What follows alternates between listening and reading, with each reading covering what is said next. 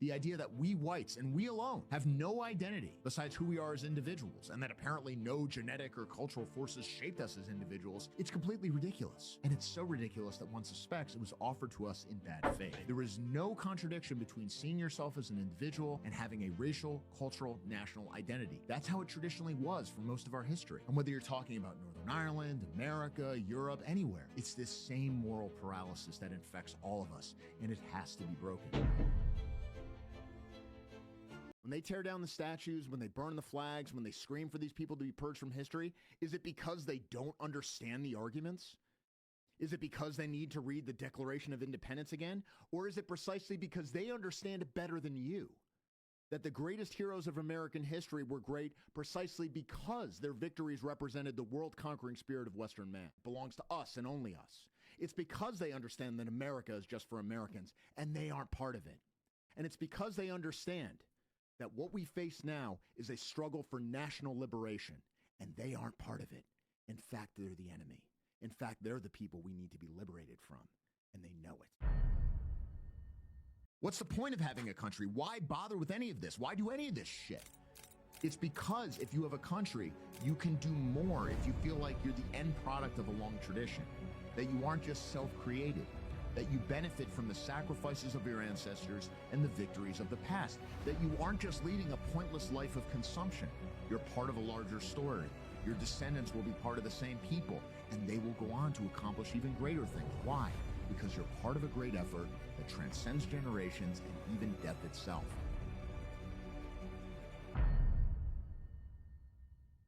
The entirety of their politics is get your stuff.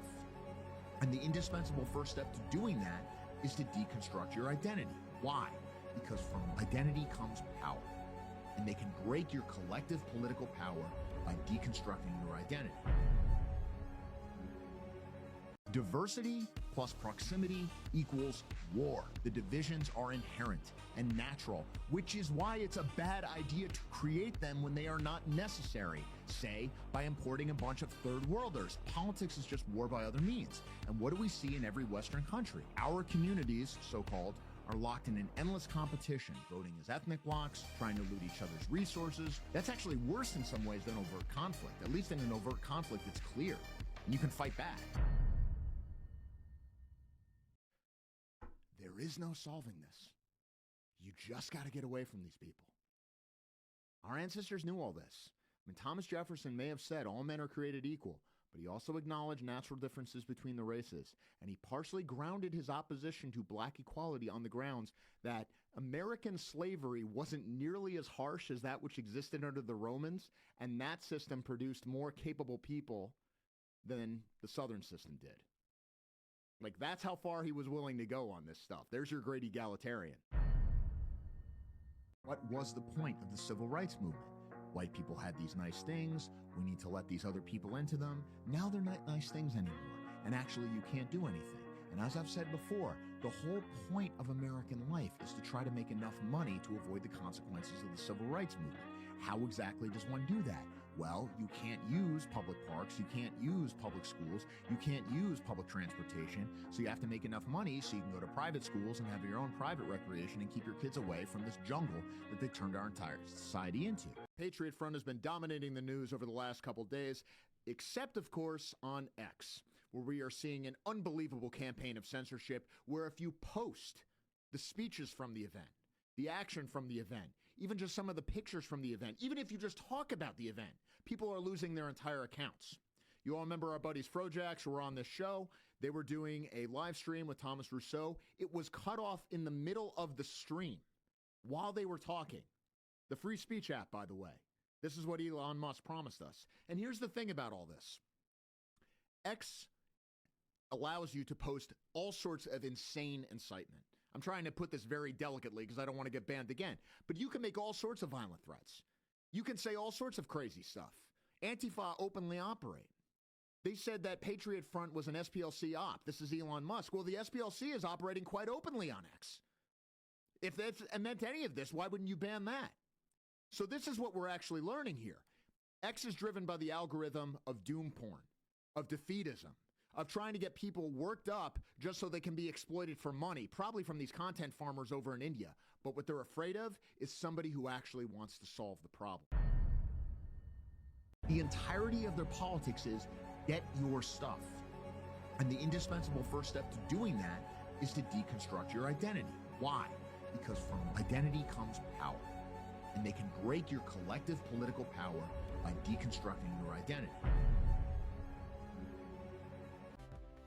Night Nation Review now has its own convenient super chat system built directly into our website. Just go to nightnationreview.com, pick an amount, write your message, and send it directly from our own site. Payment is completed securely. After payment clears, your message is logged privately for the host and delivered to a secure back-end dashboard. I dream of freedom, just me and my little machine gun. Born a free man, die a free man, even if that song will run. I dream of freedom, just me and my little machine gun. Born a free man, die a free man, even if that song will run. I dream of freedom, just me and my little machine gun. Born a free man, die a free man, even if that song will run. I dream of freedom, just me and my little machine gun. Born a free man, die a free man, even if that song will run. I dream of freedom, just me and my little machine gun. Born a free man, die a free man, even if that song will run. I dream of freedom, just me and my little machine gun. Born a free man, die a free man, even if that song will run. I dream of freedom, just me and my little machine gun. Born a free man, die a free man, even if that song will run.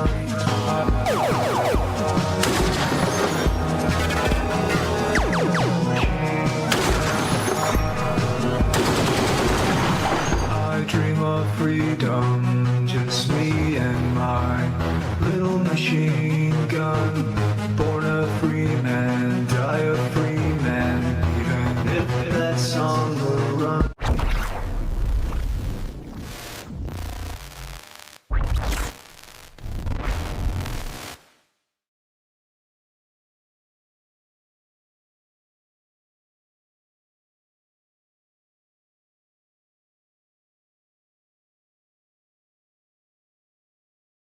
All right, we are here and we're live. Welcome everybody. I'm live with Mr. Kevin DeAnna, which welcome back, man. Thank you.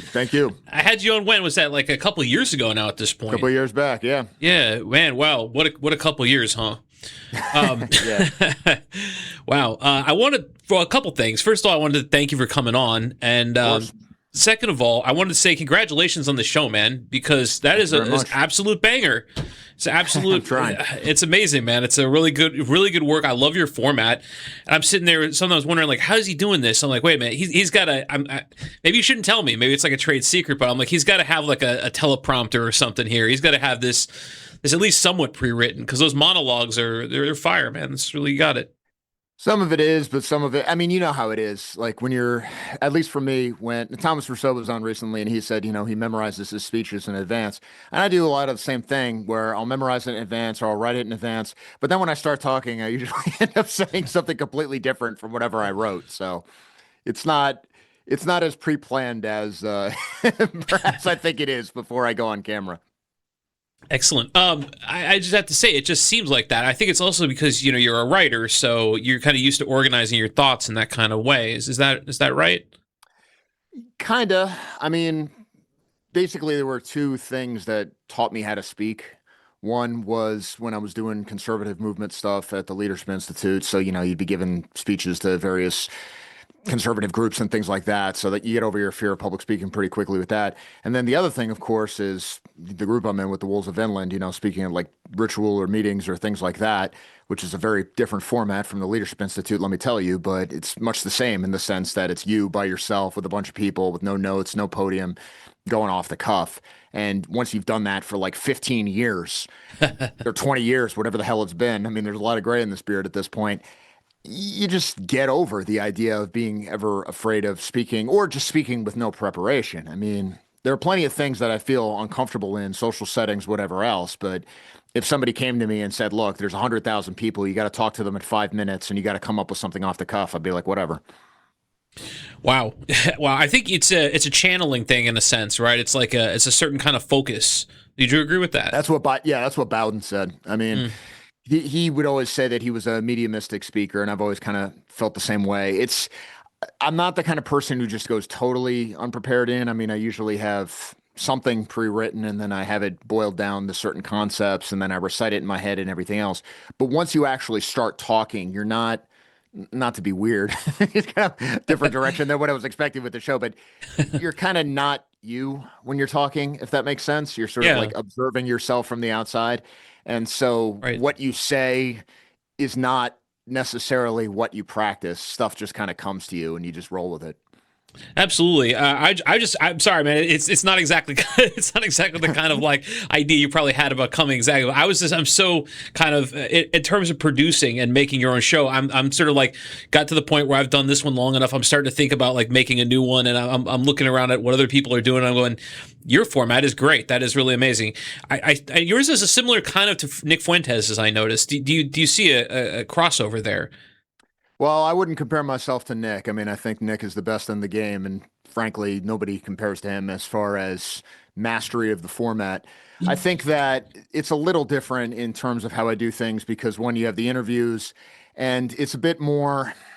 The theme that I cover, each show kind of has a theme, right? Like an overall lesson of this is what I'm going with. Maybe this is based on the news, but generally it's this is what I want people to take away from what's going on. It's not so much I am commenting on the passing scene. I think Nick is just so plugged in. He's been doing this for so long that he'll cover whatever the news is, and then he'll just go with it, and he'll weave in, as Trump would say, some greater theme based on the news of the day. Whereas mine is a bit more deliberate, where I'll see something and I'll sort of decide, okay, this is the larger thing that I want people to take away from it.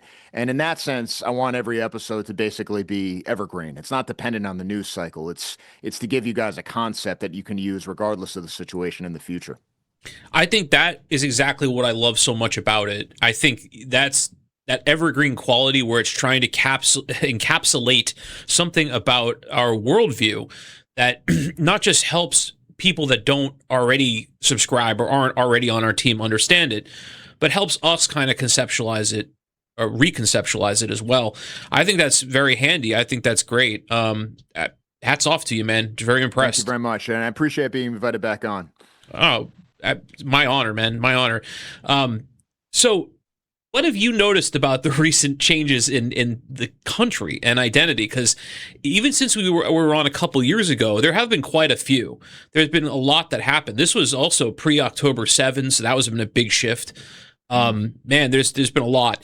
You know, I've noticed a big pushback in identity where white people have actually made it kind of a little bit of a cause. You know, we saw it with Shiloh Hendricks and a number of people following that, where it was actually a rebellion to support her. It was actually an identity rebellion to say, no, you won't do that. You won't railroad another one of us. Oh, you want to do that to her? Well, guess what? Now she's almost a millionaire. Ha ha. Like, right. I've seen some really clever, turnarounds like that are very optimistic, very white pilling. What was your take on this sort of developments? Well, there's a number of big things that are going on right now. One is the arguable exhaustion of MAGA and where we go after this. And this is corresponding with the rise of the DSA on the other side. I mean, one of the biggest difference between where we are now and where we started, say, in 2016, when the Trump era really began, is just the sheer demographic change that's already taken place. I mean, it was already a different country in 2016 compared to where we are now. They now have the numbers that they can implement what, and I really hate this term, but let's just use it flippantly, gay race communism. This idea of socialism where you're just doing this racial redistribution of wealth and that's it. It's not even really about ownership of the means of production or some sort of Soviet system. It's not the kind of communism that the Republicans are trying to scare the boomers with in the midterm elections. It's something a lot more crude and, in a way, a lot less idealistic than what even the Soviet Union had. I mean, the Soviet Union used to promise things like, we are going to have a better world of high technology and every man is going to be a Shakespeare and communism is going to liberate mankind. Nobody believes that anymore. What we're going to get now is basically daycare scams and government programs to sit around, and we're going to take money away from white people because screw you. That's why. And that is probably what people want, because the third world transformation of this country continues to advance. Right. The Republicans are blind to it. Even now, they have about 40 of them are backing a new amnesty for agricultural workers. It was introduced apparently by a congressman in Pennsylvania, a Republican congressman, who won his last election by like 40 points. So this is not something that they like have to do. It's not because they're scared. It's not because he's a moderate and has to do whatever. Like, this is just who they are. And where the right goes from this, there doesn't seem to be a direction, because in a lot of, not to black pill people right off the bat, but I think two things can be true at once. And we often pretend that they're opposites and that if one is right, then the other must be wrong. Mm-hmm. That Trump has essentially, he's done a lot of great stuff, and he's clearly the best president of my lifetime, and I don't discount that, but he has failed to reverse the demographic transformation of the United States. We are not getting mass deportations on the scale that we need. That is not to say that nothing is happening. A lot is, in fact, happening, but it's not what we need. And at the same time, what is the alternative? I mean, there's a lot of people who will say, oh, well, Trump is bad and everything else, and it's like, I don't know how to tell everybody this, but until there is a single pro-white elected official somewhere in the United States of America, until we have somebody on the friggin' Board of Education somewhere, I don't want to hear any crap about like, oh, Trump's standing in the way of our great advance. Mm-hmm. Somebody has to actually do something. And it's like, well, don't trust the electoral system. We'll work our way through. We'll have a revolution. It's like, I don't know how to break it to everybody, but if you can't get a guy elected sheriff, you're not going to overthrow the government either. So compare and contrast this to the DSA, which is doing a hostile takeover, a successful hostile takeover, the Democratic Party. They've been building off the Bernie Sanders movement for about a decade. They did a lot of the things that MAGA did not. And you can see where the party is going. You can see where their movement is going, and it's advancing.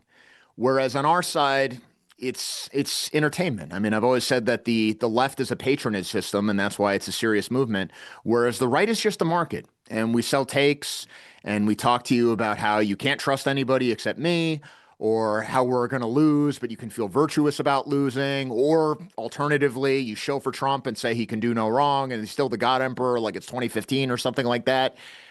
We got to get serious here, because if you look around the country, there are already vast swaths of territory that, for all intents and purposes, are just not part of America anymore. And eventually, this is going to be the whole thing. And I haven't really heard a response about how we deal with that, other than we're just going to call more people names. We're going to call more people controlled opposition. We're going to complain about this, that, the other thing. There's something to be said for not getting the fell for it again award. point taken. But you're still paying taxes to the same people. Like, whether you got the fell for it again award or didn't, you end up in the same place. So at a certain point, I just don't care anymore. I think that's extremely well said. It encapsulates our situation very well, and that is it. I have not seen enough of an uprising of a counter-revolutionary movement within the right wing. You just don't see it. I have seen a little bit of it. I don't want to make it sound like it's not existent, but it's not proportional to this DSA side that the left has. That is a far more radical, communistic, socialist kind of orientation. On our side, we have a couple people that are willing to. I mean, I've had a couple of them on my show recently. One was Tyler Dykes, who actually ran for office in South Carolina for Congress, and another one was Austin Lee. who's from a lineage that's a very solid lineage in resistance. But both these guys are people that wanted to go ahead and take it through the Republican channel, and just they have plenty radical politics. They're as base as the rest of us, but they clean it up and they put a suit on and they go in there and they do what they have to do. But there's not enough of them. No. And like I was telling those guys, I think if we press through, a few are going to make it. Most are going to not. Most are going to be filtered out. The system is set up to do that. But a few will make it through, and then a few more, and eventually the dam will burst, and they won't be able to hold it back anymore. But that's what has to happen. I mean, the revolution fantasy is nice. I get it. I think all young men get it. But is that going to happen? And is that going to work out the way that solves these major problems that we are facing? Because they have us scheduled. I mean, 2042. They say that's it. White minority. Done. And they're ready. They have their agenda set. They got a whole playbook of vengeance and reconfiguration that they wish to do to this country and beyond. What's our counter to that? I mean, I just don't see enough of it. You're right. It's too much of like hot take trials and who can capture more attention. It's just not formulating into an actual operation to counter this. Well, we have a couple things that we have to deal with. Number one, of course, is the remarkable blindness of the Republicans that are going on. I'm not just referring to the amnesty bill and everything else, but they seem entirely blind to what's coming for them. Certainly the business community. I mean, there's always the famous saying of Saul Alinsky that a capitalist will sell you the rope on a Friday. You can have the revolution on Saturday. You'll hang him on a Sunday. And clearly this seems to be how they're operating now. Even someone like Elon Musk, who's talking about like, oh, citizen vigilante, I've moved past democracy, I'm going to do all this stuff. Well, at the end of the day, he's still shilling for more H-1B visas. Like their President AOC is obviously just going to take his stuff and throw him in jail. Like, how can you not see this? Right. And these people may be smart. They're certainly smarter than me. But when it comes to politics, if there is one thing I've learned in my time, it's that these people don't know politics. They don't understand it. They think because they know engineering or they know business that they understand politics, and they don't know a friggin' thing. And they're just going to get eaten by these people. And there's no negotiating with them or anything else. But the downside, of course, is that if you have some fantasy that some tech bro elite is going to side with us at the last minute or bankroll your little project, you probably have another thing coming. So that's one. Another thing is when you look at the Israel issue. I mean, one of the big things that we saw after October 7th is we had this shift of a lot of people who were basically associated with the Democrats, but they were Zionist, and so they switched over to the GOP, and so you saw a lot of donations and a lot of support and maybe a certain hearing in certain media outlets and everything else that were more favorable to Trump and everything else, and now Trump is delivering for them. But of course, it's a political loser. I mean, this is not getting them anywhere. And certainly in terms of domestic policy, it's a catastrophe because the argument has always been, and I've said this from the beginning, people who think that like Donald Trump was actually like a non-interventionist are kidding themselves. I mean, in 2016, I mean, what was one of the first things he did was tear up the Iran deal that Obama signed. Like Absolutely. in 2016, if he had bombed Iran, it wouldn't have surprised me. Like Right. this was obviously going to happen at some point. I mean, and if you look at what he did during his first term, he was trying to set up this kind of new Middle East where you had the Saudis basically have a rapprochement with Israel. Of course, they're more or less de facto allies at this point anyway. The Gulf states will come around. You'll get mutual recognition. You'll basically have a whole new Middle East. But the thing that's always stood in the way is Iran. And they took out the proxy in Syria. You've got what's going on in Lebanon and everything else. And so I think what they thought is, okay, we're going to go in, we're going to do this bombing raid. We're going to knock this last little domino off the table, and then we can set up our new Middle East. And of course, it's not working out that way. And it's getting in the way of the domestic priorities. And the argument for going along with Trump, with everything else, has always been, look, yes, there may be this stuff in terms of foreign policy that we don't like, but we're going to get this domestic stuff and there's nobody else. But the problem is, if you're going to go to the mat on an unpopular foreign war, you're not going to get the domestic stuff either. And it's not because I think Americans care so much about bombing people overseas. It's because they care about gas prices, which just topped $4 a gallon again nationwide. They care about inflation. They care about affordability. They care about cost of living. These are the things that the war are getting in the way of. And in many ways, though it would be obscene to compare it to George W. Bush. I mean, an air war in Iran and some casualties, each one, of course, is horrific. But, we're not talking about the Iraq war. We're not talking about Afghanistan. It's a totally different level of involvement. But at a deeper level, it's the same thing, which is who gives a shit if we've got a different Middle East? Who cares if you've got this new diplomatic setup when you're losing territory here in America? I Yeah. don't, at the fundamental level, I don't care if the Shah is back in Tehran or whatever else. I care about what happened to Dearborn.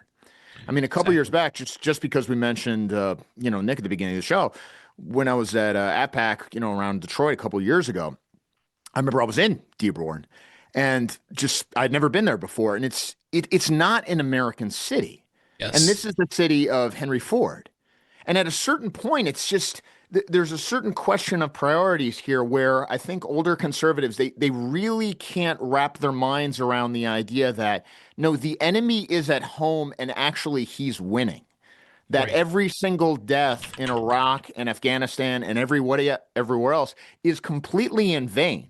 Even if you accept, I mean, forget the Israel angle or what people want to say for why we got involved in these wars or whatever, everything else. Even if you just took like a normal conservative who voted for like George W. Bush twice or something like that, and you're talking to that guy, like even the ideas that guy holds don't make any sense if clearly all the things that you're fighting overseas are now way more powerful here. Yeah. And there's not even a recognition that that's taking place. Instead, it's just more chest beating and more militarism overseas, and we're going to do all these things. I mean, in a weird way, I'm not a non-interventionist. I am not a libertarian in the slightest. I favor a strong state. If anything, I favor a stronger executive. I think the only way we get out of this is through top-down executive leadership. I absolutely back the intervention in Venezuela. I absolutely back going into Cuba, if for no other reason than what they're funding domestically. But foreign policy, the point of foreign policy is to maximize your power domestically. And Yes. what we're doing in Iran right now has the complete opposite effect, and it's going to sink the whole thing. I mean, that and the mishandling of the Epstein files, and I realize there's a lot of Oh, BS. I realize there's a lot of BS that gets brought up with the Epstein stuff. I mean, there's a lot of stupid stuff about, did you know George H.W. Bush is a cannibal? And like, did you know this guy's name is in the Epstein files? Like, people don't even right. know what that means now. It's like, okay, they were in a spam email. Like, what have you proven here? But that's not the point. Nobody made Trump talk up that kind of thing. It was the White House itself that hosted an event and said, this is phase one of releasing the Epstein files. And you remember this? They had I DC do. Trano and they had all Yep. the bloggers go there and like it's a That big was great. deal and like, oh, we're gonna do it. And then they pivot and go, well, actually, it's a Democrat hoax. And it's like, no, this is a communications disaster, and you brought this on yourself. I mean, you couple those two things, and you see how they've kneecapped their own domestic agenda. And this gets to the biggest frustration, I think, with the Trump administration is that one of the really underrated reasons why Trump won is because he didn't go to the mat on these stupid GOP priorities in 2016. Mm. Trump was not the guy he was like the only guy on stage who wasn't talking about cutting Social Security, cutting Medicare, going after these entitlements that are broadly popular, however disastrous they might be fiscally in the long run, because he wanted to win and he understood that there are certain things you don't touch and you advance your priorities where you can. But now that's been reversed because I understand the argument of, well, listen, we can't do mass deportations on this kind of a scale because we don't want the bad optics. We don't want the Right. confrontations of ICE with these protesters and whatever else. Like, I get that. Like, I'm not completely insane. I understand that people don't like to see the sausage being made and you got to handle these kinds of things quietly and you don't want to pay a domestic cost. Fine. I get that. But if you're paying a cost anyway for this foreign war, what the hell is the point of this? Like, what are you getting out of this? Yeah. And I mean, people might even say, well, he's owned by Israel and everything else. It's like, you would think that they would wage the war a bit more effectively, too. I mean, it's just kind of this half-assed bombing raid that's just going to go on forever with Trump announcing every other day that there's a peace deal when, of course, we all know that there is no such deal. Absolutely. I mean, you make a very good point about this overweening into foreign policy, weakening our absolutely necessary domestic efforts. I think that this is one of these things, right, where it's domestic policy seems to take a backseat too often. I'm far more concerned with what happens here in America. I realize they're obviously very interconnected. Obviously, there's the future of domestic policy is very tied up with the foreign policy, but they're going out on a limb in a lot of these cases. This war with Iran, I mean, aspirational is a nice way to put it, but I think that it was something that is very ill-conceived.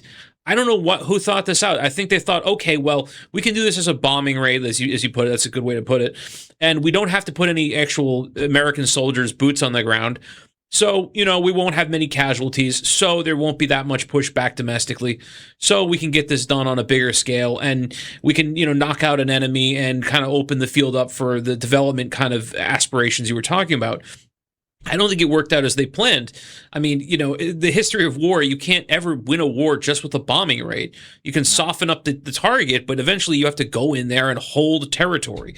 And I don't know, how did they conceptualize that? It doesn't make any sense. There's a kind of chud instinct that goes back to Vietnam, which is if you're going to do it, you got to do it all the way or don't Right. do it at all. And this is really what's going on with Iran now. I mean, if at the very beginning they made some noise about like, oh, the Iranian people will rise up, and you had the guy, the pretender to the throne, running around, and he's got his diaspora fans here in America and Europe waving the flag with the lion and everything else, saying they're going to do stuff, but there was no serious plan. There was some kind of half-assed idea that they're going to arm the Kurds or something like that, and nobody was going to do anything. And you kind of get the idea that they really didn't think this through at all.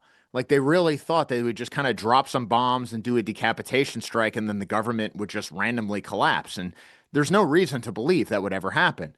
Now, I can understand. I don't think this is like the end of the American empire or something like that.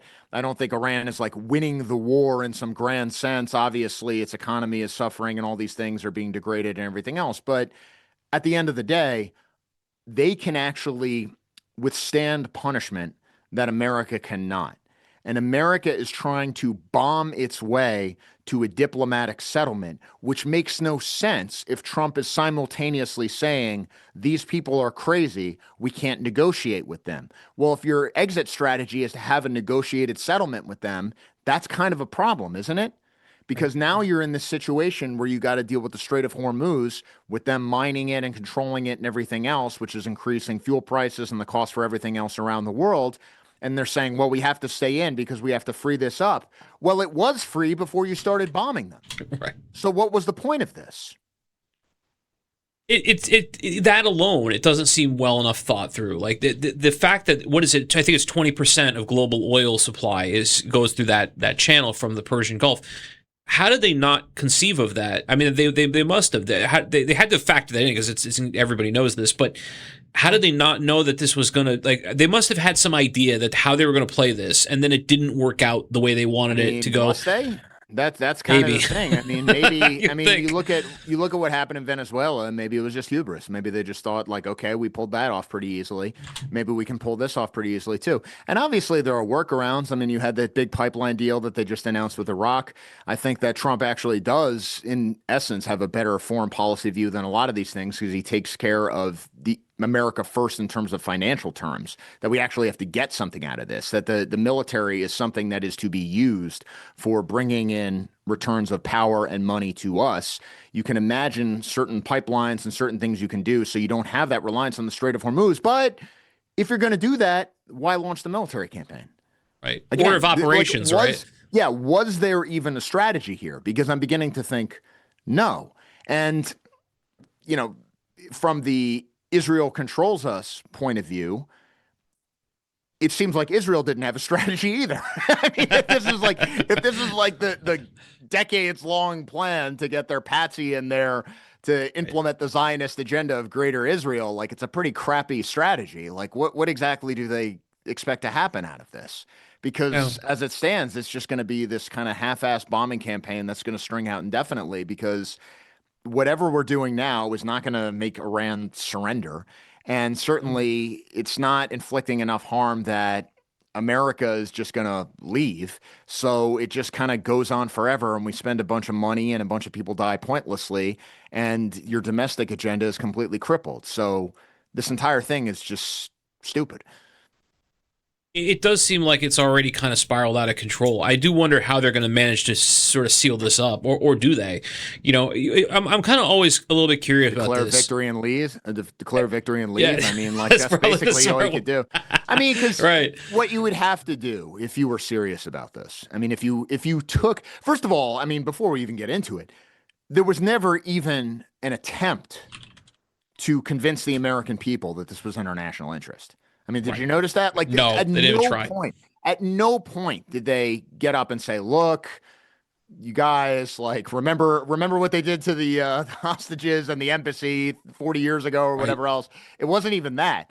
And it wasn't even like, look, we're trying to set up this thing with the Middle East. Actually, I mean, just making the argument that the Arab states actually hate Iran and that they probably hate Iran more than they hate Israel. That would probably make a big impact on Americans. And the idea that, like, no, we're going in, we actually have the backing of all these states in the region. We're going to remake this region. If we do this, then we can actually pull out of the Middle East. This is the last thing we got to do. Like, if I was trying to shill for this, right? Like, I could come up with something.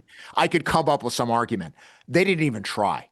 They literally had Rubio get out there and say, well, Israel was going to go in, so we got to do it too. And like, that's what they went with. It's very weird, man. And then they look around and they're like, why is everybody turning against this? It's because not a single person in the country thinks this is in America's interest or that this was even launched for American interests. No one believes this. Right. Everybody knows who's running the show on this kind of stuff. But even once you accept that, what exactly does even Israel get about this? Because I understand the idea that the capstone of Israeli foreign policy in the region is toppling the Iranian government, but this is a pretty piss poor attempt to topple the Iranian government. It doesn't really make a whole lot of sense to me, but it seems like at first they had justified it as, oh, well, they're developing nukes, right? It's always kind of the way they've been doing it. Of course, I'm sure you've seen those like time lapse compilations of Bibi saying, "Oh no, they're right on the cusp of nukes," and it's and plus again, we bombed them 6 months ago, and Right. Trump said it was they already took care of it. Right.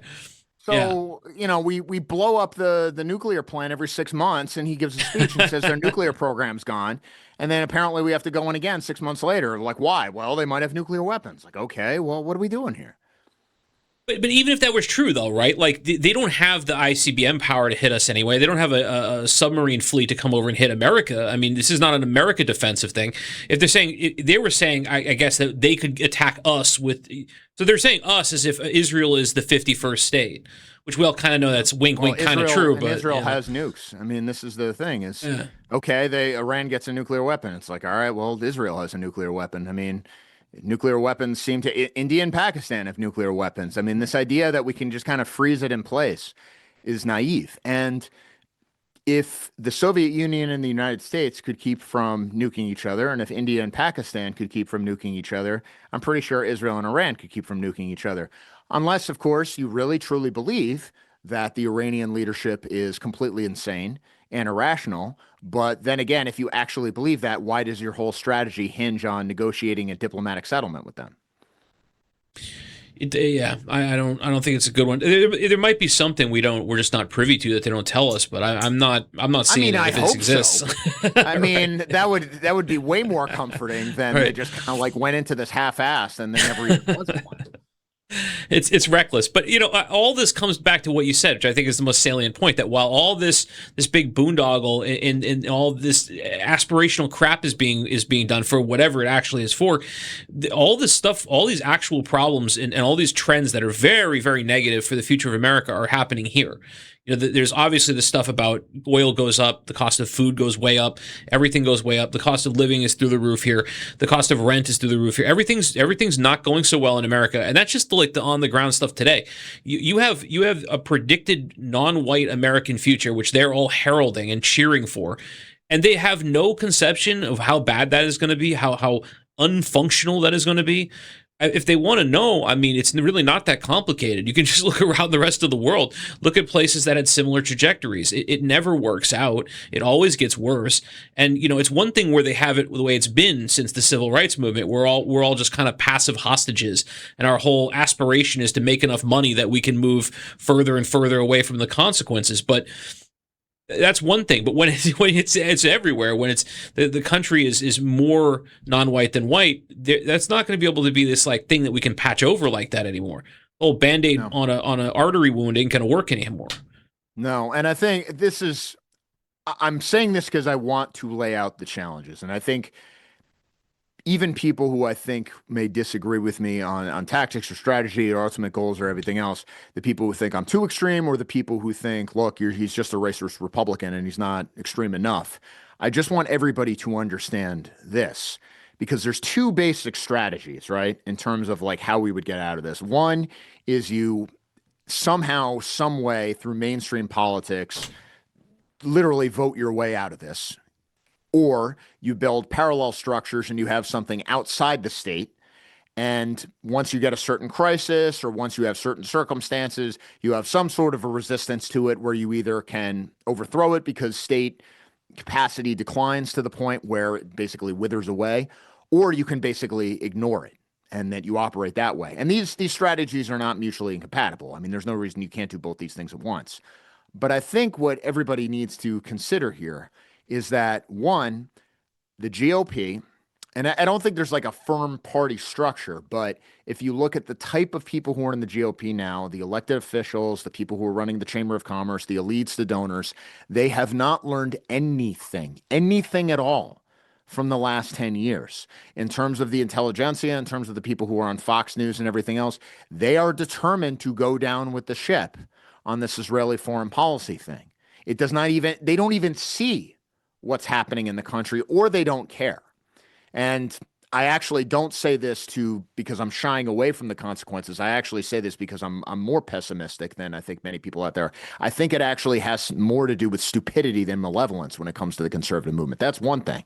And the other thing is if people say, well, okay, these people suck, we shouldn't bother with them. Actually, it would be better if the Democrats win. Actually, it'd be better if we don't think about this stuff at all. Actually, it'd be better if we just build our own little haven in the woods or whatever else, which again, I mean, I'm literally kind of involved in something like that, so I can't really fault it. But, the idea that you're going to do that and then somehow you get to win or you get some moral credit because you're ideologically pure, like you're still materially supporting the enemy.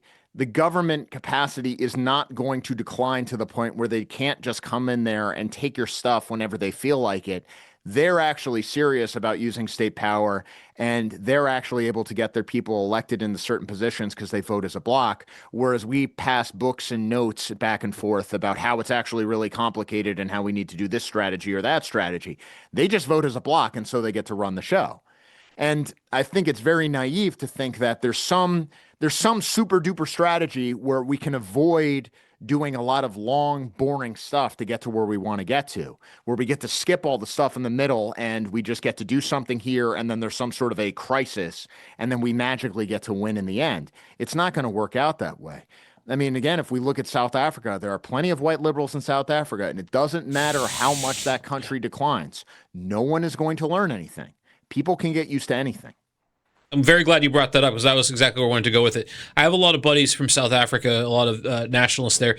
They talk about this. They're actually not super fans of the Oranje plan, and the reason is because of that, because it's still at the mercy of black rule. At any time, they can roll in there, shut that whole thing down, kill them all, tear it down, burn it, whatever, right? So this is, and it's also simultaneously the other negative aspect that makes them not a fan of it is that it's like a freaking Indian reservation for white people. After they and their ancestors had built the whole place, now we're going to be put onto a little Indian reservation. So these are some serious really kind of good counter arguments to this plan. At the same time, I get why people want to do it. It's the same exact idea as white flight in general. It's get away from the problem. It's the most peaceful kind of non-confrontational way to deal with this. But at some point, these are all intermediate steps. Even the stuff we're trying to do in this country, it's the same sort of thing. I don't condemn anybody trying to do anything positive and pro-white. I cheer for all of it and hope that it all works, because at least some of it has to. But for God's sake, we're going to have something much bigger than this. And maybe the secret is kind of what you just said in passing there, that they vote as a block. Like maybe that's the $6 million question here is how do you trigger this in white people? Understand that this is how it has to go. You have to vote the white vote. Somehow, I mean, Lincoln Rockwell tried to do that in the 60s. I don't think a lot of people. I don't think everybody's ever figured it out. We're too individualistically minded. We're too. Do you know what I mean? I think that's kind of the case. There is something innate to white people where you don't get this kind of collectivist mindset, and that is a fault. There are certain instincts in white people and certain trends in our culture, which I think are rooted in our biology more than any religious tradition or anything like that. and they have allowed us to conquer the world. But the ideas get taken to the logical conclusion, and circumstances change, and what could be an advantage in one century becomes a disadvantage in the other. The fact that Northern Europeans, especially Anglos, are able to build these kinds of high trust societies are what allowed institutions like the British Empire to be created. But they also mean that these societies are comically easy to hack by people who are tribally minded, who come in and then set up these networks where they get political power and welfare and basically operate outside the law. And there is just something in white people where they cannot understand. And I don't know if it comes from fear or just a failure to intellectually get it. They cannot understand that people do not see the world the same way as you do.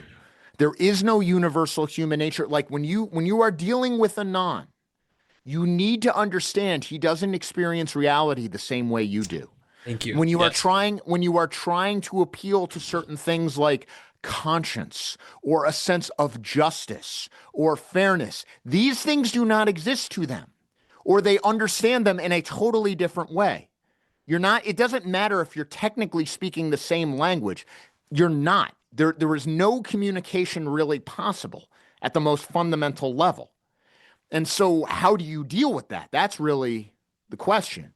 I mean, if we look at the South African example, certainly in the 1990s, there were obviously attempts, and we should point out that the reason Orania even exists now is because that was one of the few concessions that they were able to get. They got some sort of constitutional protection for it, meaning they used the state power they had and at least got something out of it. Of course, the fact that it has constitutional protection doesn't mean very much. The South African Constitution used to guarantee that your property wouldn't get taken away without being compensated for it, but they got rid of that. Why wouldn't they get rid of Orania? That doesn't mean I criticize the Orania project. I mean, if nothing else, you got to make a stand somewhere, right? But if you think of like what was going on in the 1990s, there actually was a plan by a number of groups where they said, look, we cannot have the whole thing. We are going to consolidate. We are going to go to these places where we have political power. We have these military forces and everything else. And we are going to build a Volksstaat. We are going to have this area just for the Boers. And we are going to make sure that we secure these areas. And what ended up happening is the more establishment figure attached to the plan, who was an influential figure in the South African military, basically got cold feet at the last second, kind of sold everybody out. The whole thing collapsed. And he decided to go, no, we need to try to win elections, of course, which is an idiotic plan when you're like 10% of the population. And now he has some fringe party. And I think he got became like the Ministry for Forestry under Mandela. That was like his little consolation prize. The point is, there was a way forward where you could actually secure a state for yourself, and that would be the way that you survive. But it was the conservatives who said, no, we don't want to give up on all of South Africa. No, that's an extreme thing. No, we have to trust in process. We have to trust in institutions. And this is the great blind spot of white people. We trust in these things like they have a life unto themselves. It's a faith. Things like the law, or things like a moral code, or things like a process. Whereas nobody else looks at these things this way. They understand that these things are just tools. They're mechanisms. They're weapons to be used for transferring resources and power over to their group. Now, how do you get people in that way? I fundamentally believe that, people say, well, we got to talk about this, that, or the other thing. We have to talk about the Jewish issue first. We have to talk about the religious issue first. We have to argue about Christianity. We have to argue about this, that, and the other thing. My starting point is, and people can criticize me for this, and there are many good reasons to criticize me for this, but my starting point has always been, look, we have to develop a collective white political consciousness, because then everything follows from that. Like, you need that before you can even come up with reasons why you care about the other stuff.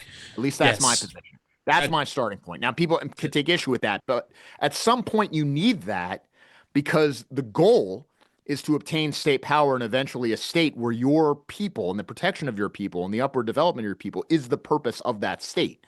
Like, that is the goal. That is what I want.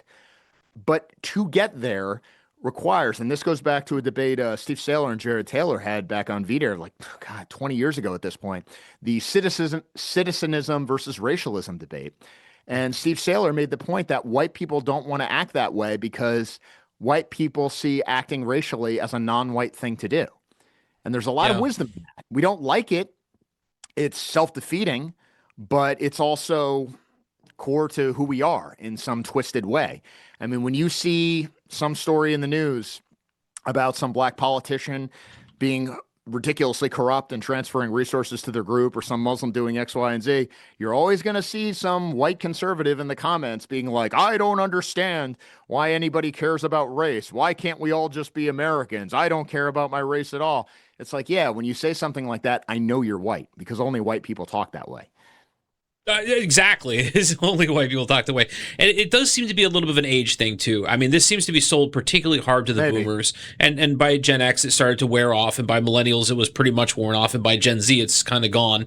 Like, it's just been this kind of spell that's been fading.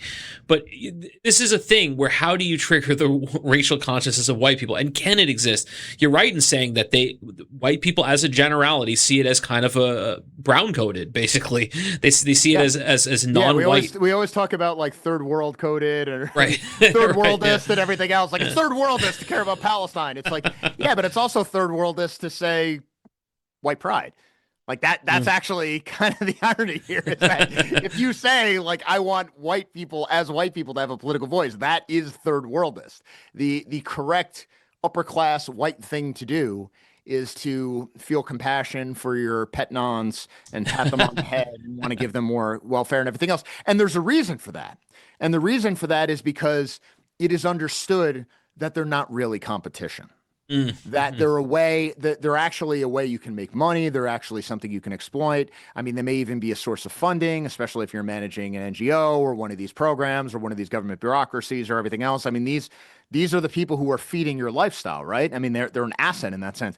And let's not, from the right point of view, this is the cheap labor. I mean, let's not forget, in Ohio, Governor Mike DeWine, who is Christian, was out there saying it is critically important that we have these Haitians in the country because they're the only ones who can work in the factories. Here's some factory owner. He's some rock-ribbed Republican and a patriot and a veteran. Yeah, and he's out there saying, oh, we got to have all these Haitians. Only the Haitians can work. They're the only people who know how to do any of this kind of stuff. I mean, this is core to both sides in some sense. But there's an implicit white supremacy in all of it. I mean, Dems are the real racists, but so are Chamber of Commerce Republicans, in the sense that they cannot even conceive that these people might actually have the whip hand over you. You cannot even conceive of one's social inferiority. I'm reminded of, I mean, not to really date myself here, if you remember the old book, Stuff White People Like, the satirical book from maybe like 15 years ago.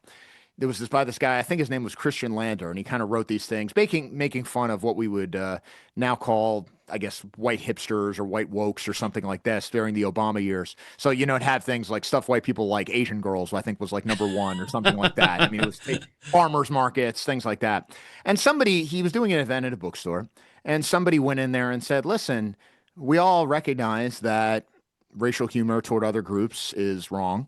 Why is it okay to say this about, like, I'm not really offended by it, but why is it okay to do this about white people? And to his credit, the author thought for a moment and said, because for white people, no bad ending is possible. And in a way, that's the most white supremacist thing I can think of. It is, and it's funny you bring that up because the implicit white supremacy is ever present. And I think this is the thing that gets under their skin so badly. It really, really irritates them. But of course it is. Of course it is. We're surrounded by the product of white supremacy. I'm talking to you and you're talking to me through the vast products of white supremacy, from the internet to the computer to the silicon chip to the camera to the microphone. I mean, for God's sake, I mean, I obviously a lot of this stuff is mass manufactured in Asia, but most of the original designs and inventions came out of the white people from the same descendant from the same area of Europe. And there's no escaping it. We are the water they all swim in. And yet you would think that because of this, there would just be just a little bit of appreciation, maybe just a tiny bit of gratitude, maybe not like a fawning adoration, but just like a little thanks, buddy. I appreciate the help. Just a little something. Yeah. But we don't get anything like that. It's let me cut your throat, steal all your stuff, live in your skin, and then occupy your life. That's effectively the entire feeling of what we get back from them in terms of the I don't know. It's the feeling we get back. But this kind of embodies what motivates me and my whole thing. My it's like a nightmare. It's like a recurring nightmare that waking up and I'm 65, and it is like America's now Brazilified fully. It's fully a multiracial hodgepodge cesspit that's some part South American and some part African and some part Indian and some part et cetera, et cetera, et cetera. And it's brown and foreign, and it doesn't resemble me or anything like me or anyone like me or anything that I care about. And I think that this they, in vilifying us, would say, oh, it's a nativist fantasy. Well, you know what? Anybody that wouldn't see it that way is basically signing up for that, because that is the trajectory if all this goes unopposed, if all this is just allowed to slide along without any kind of real opposition. Certainly, we all know how this movie is going to end, and they do too. I mean, this, I think, is one of the biggest changes in racial rhetoric over the last 15 years. You remember, well, if we want to go back even farther, Bill Clinton giving a speech to a cheering crowd where he said America is going to be majority non-white and we're not going to lose what makes us great, and this is going to make us better and stronger and everything else. Joe Biden said the same thing on the floor of Congress, where he said an unrelenting stream of immigration is what makes us stronger. I don't think anybody believes that at this point. I think that the people who encourage immigration do it because they know it hurts the country, because it's harmful, because it makes things worse. There was somebody, I think, who was running for Congress just today. I can't remember her name, and if I could remember it, I wouldn't be able to pronounce it because it's some Star Wars name. But she said something along the lines of, America's history is defined by all this racism and everything else, and the way we will overcome this is by people from the global South migrating here and getting into positions of power. And then we can turn around this system and reorient it and everything else. Like it's just revenge, and that's what it is. And this also gets to something fundamental, not just about politics, but really about human nature, which I think is very ugly, but we need to have the courage to confront. Joe Soburn has this famous quote where he says that Western man presents an image of superiority, even if he doesn't want to, because we are the ones who revealed the world to itself. These people would not understand their own traditions, their own history. They wouldn't even have their architectural icons or anything else if white people didn't find them and preserve them and keep the nons from using it as like ways to block holes in buildings and stuff like that. I mean, one of the reasons I call them nons is because we are the main actors of history, with the East Asians perhaps playing a supporting role. The nons are just nons. They are simply that which flows from us. Everything they do, everything they are, even the way they understand themselves, are just downstream from what we have given them. And that cannot help but engender resentment, because this is the thing that we need to understand. If you provide someone with kindness, with charity, with benevolence, they will despise you for it. Yeah. They will hate you for it. And I mean, let's give two examples, one kind of a individual example, and then let's think about it in a collective sense. On an individual example, I mean, people say, well, that's a terrible idea of human nature. All right, we're both dudes here. Yeah. Let's say you like a girl. Is the way that you're going to win a girl is by approaching her and just simping for her and telling her that, oh, you're the most beautiful woman who ever lived, and oh, I'm going to do anything for you, and I'll be a doormat for you, and I'll do anything you say. No, they despise you for that. Yeah. Like, that never works. We all kind of know that. I mean, if you saw that movie Obsession, like that really cringe opening scene where he's trying to figure out what to say, and you're like, oh God, because you've seen guys act like that. Yeah, it actually causes physical pain to watch him. Because he misses opportunity after opportunity after opportunity. Right. Because he doesn't have the confidence. Because you have to. People are attracted, and this is true for everybody. It's not just in a romantic or sexual sense. Like, people are attracted to power and competence. Like, you can't. If you're a doormat, nobody respects you. Now, here's the other thing.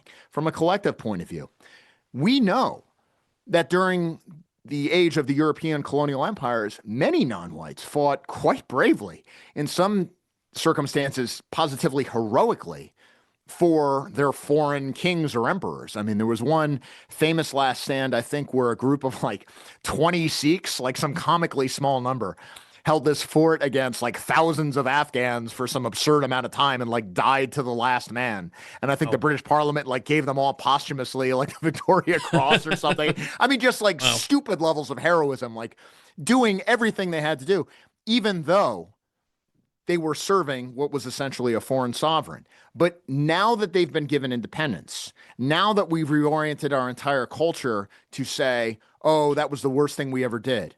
Oh, we shouldn't have done any of that. Oh, actually, we just need to apologize and send reparations. Do they respect us or do they hate us? I would submit to you that if you're some Indian under the Raj in, say, 1900, you probably have more respect for the United Kingdom than some Indian who is living in the United Kingdom today and receiving charity from it and being told how evil the United Kingdom used to be and how the only thing British people want to do is make things right and how they have to give reparations to heal the wounds of the past and everything else. All that actually does is engender more resentment. And if I'm right about that, then in this country, when you see blacks saying things like, well, we need reparations to heal the wounds of the past, it's not going to heal the wounds of the past. It's going to make them fester even more. It's going to engender even more hatred. It's going to engender even more division. Love comes from strength. It doesn't come from weakness. And if we have if people are telling you that it is moral to act in this way, I think they're just trying to trick you. I don't think that you have to listen to these sorts of things anymore. I think that our entire moral outlook is completely wrong. And that's much of the reason that we're in the position we're in. Well said. I think that's exactly right. It seems like a very poorly understood motive and just dynamic of how that works.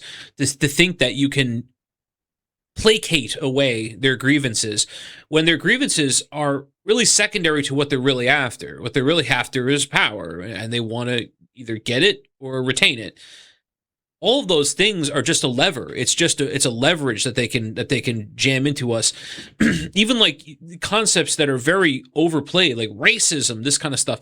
It's nothing more than a lever, and it only works because we allow it to work. But we seem to fail to be able to inoculate ourselves against these kind of weaknesses. I think you earlier said laughably hackable. Before, maybe not. I mean, these are your words. I'd like to get your thoughts on it because you suggested that generationally this is not really true. It's boomers in some sense, and obviously we loved our base boomers folks, so we can all think of some boomers who have been right wing and fighting this battle from the beginning. But by and large, boomers have been one-shotted by media, and they're still in love with the image of Martin Luther King and everything else. They don't quite get it. But as you said earlier, that's not really true of younger generations. Each generation that comes up, I mean, yeah, Gen Z is not right-wing if you look at it on balance, but those who are right-wing, if we can use that phrase, get it in a way that boomers don't. There's a difference between a Gen Z guy who is right-wing in his views on race and a boomer conservative in his views on race.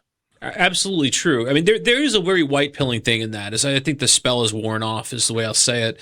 At the same time, though, there's a lot of okay. You were talking about earlier, very, very beginning, about the GOP being just as corrupted in a lot of ways and just as much, doing things that are leading to our demographic demise.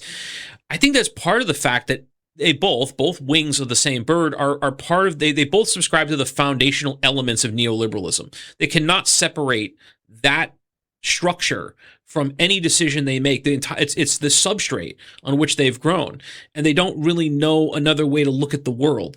And of course, that substrate includes things like racial egalitarianism, gender egalitarianism, white man's burden stuff. I mean, there's so many things that are just presumptions that are just presumed on a simple pretext that must be true. And honestly, there's seemingly no real way to get people. Let me back up. There's seemingly no way without control over mass media to get everyone to reconsider all of those propositions that underline this entire worldview.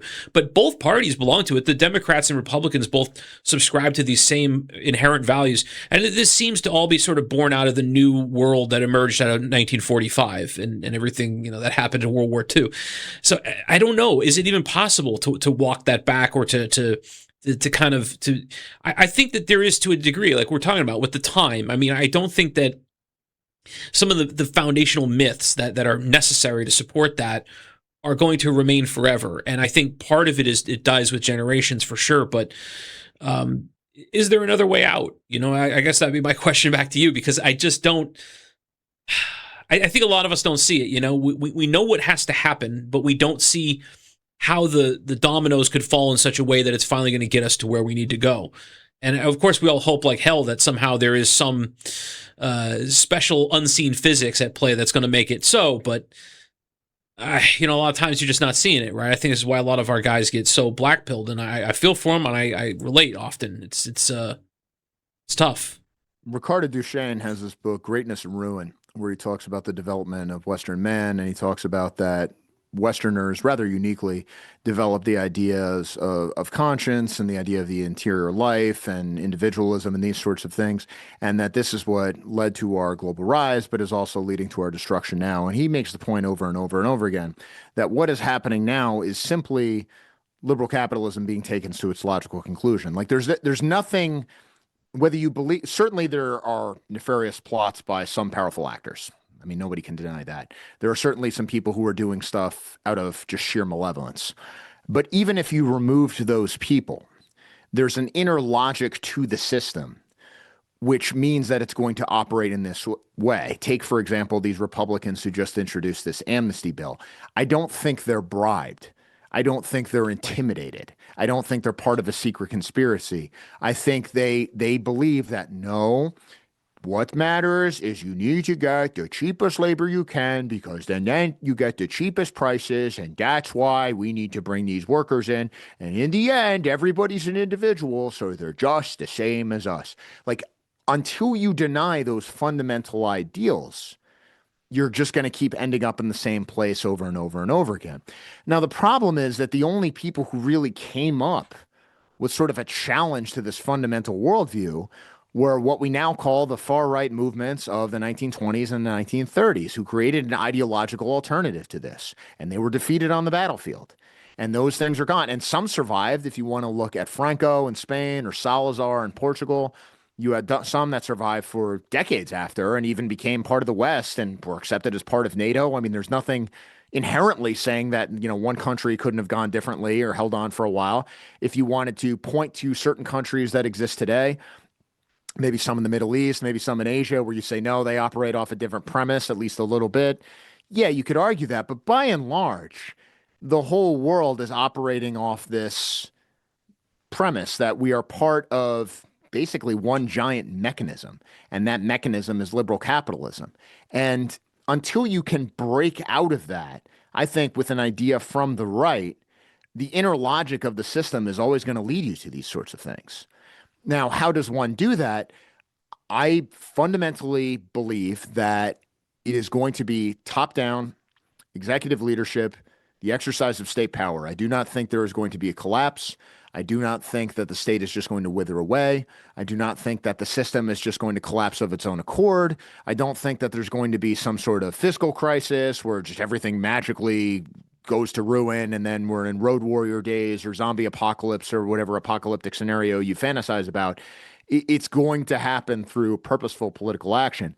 But we have to acknowledge that maybe the only way we win is if the people who are in charge now screw something up really badly, like lose a war, like mismanage a fiscal crisis, like mismanage some sort of political crisis, in the same way that the Bolsheviks don't win unless the Tsar gets Russia involved in World War I and then loses. So right. This is where we're at. And this also gets to where we started. Whether one believes that the system can be used, whether one believes the system should be opposed, whether one believes that the system should be ignored, if you're asking yourself, what can I do now? What should I do now? Regardless of your opinion on that, the answers are all basically the same, which is that you need to have a crew, you need to have a network that financially and socially supports you, and you need to have some sort of a mechanism where you can begin to exercise collective power and maybe even contest for state power, if only on a local level.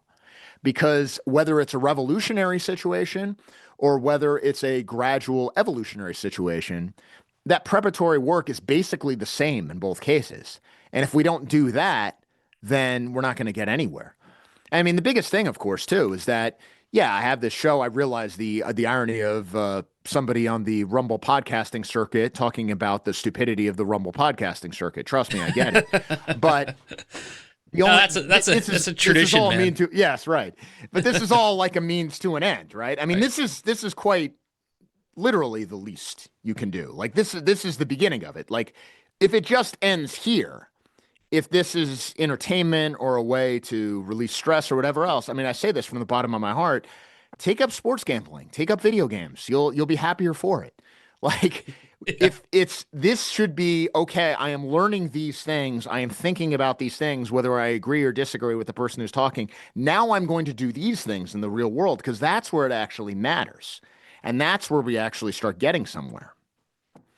Very well said. That's exactly right. I think that this is something that a responsible show host will spend at least some time now and then reminding people of exactly what you just said. And that there's a lot of people, unfortunately, I'm not going to name names, but there's several that they've kind of created this idea that by just watching these shows or being in these chat rooms or donating to them, that this is political resistance. It's not. These are shows that are here to inform, entertain, replace that horrible, cancerous television crap.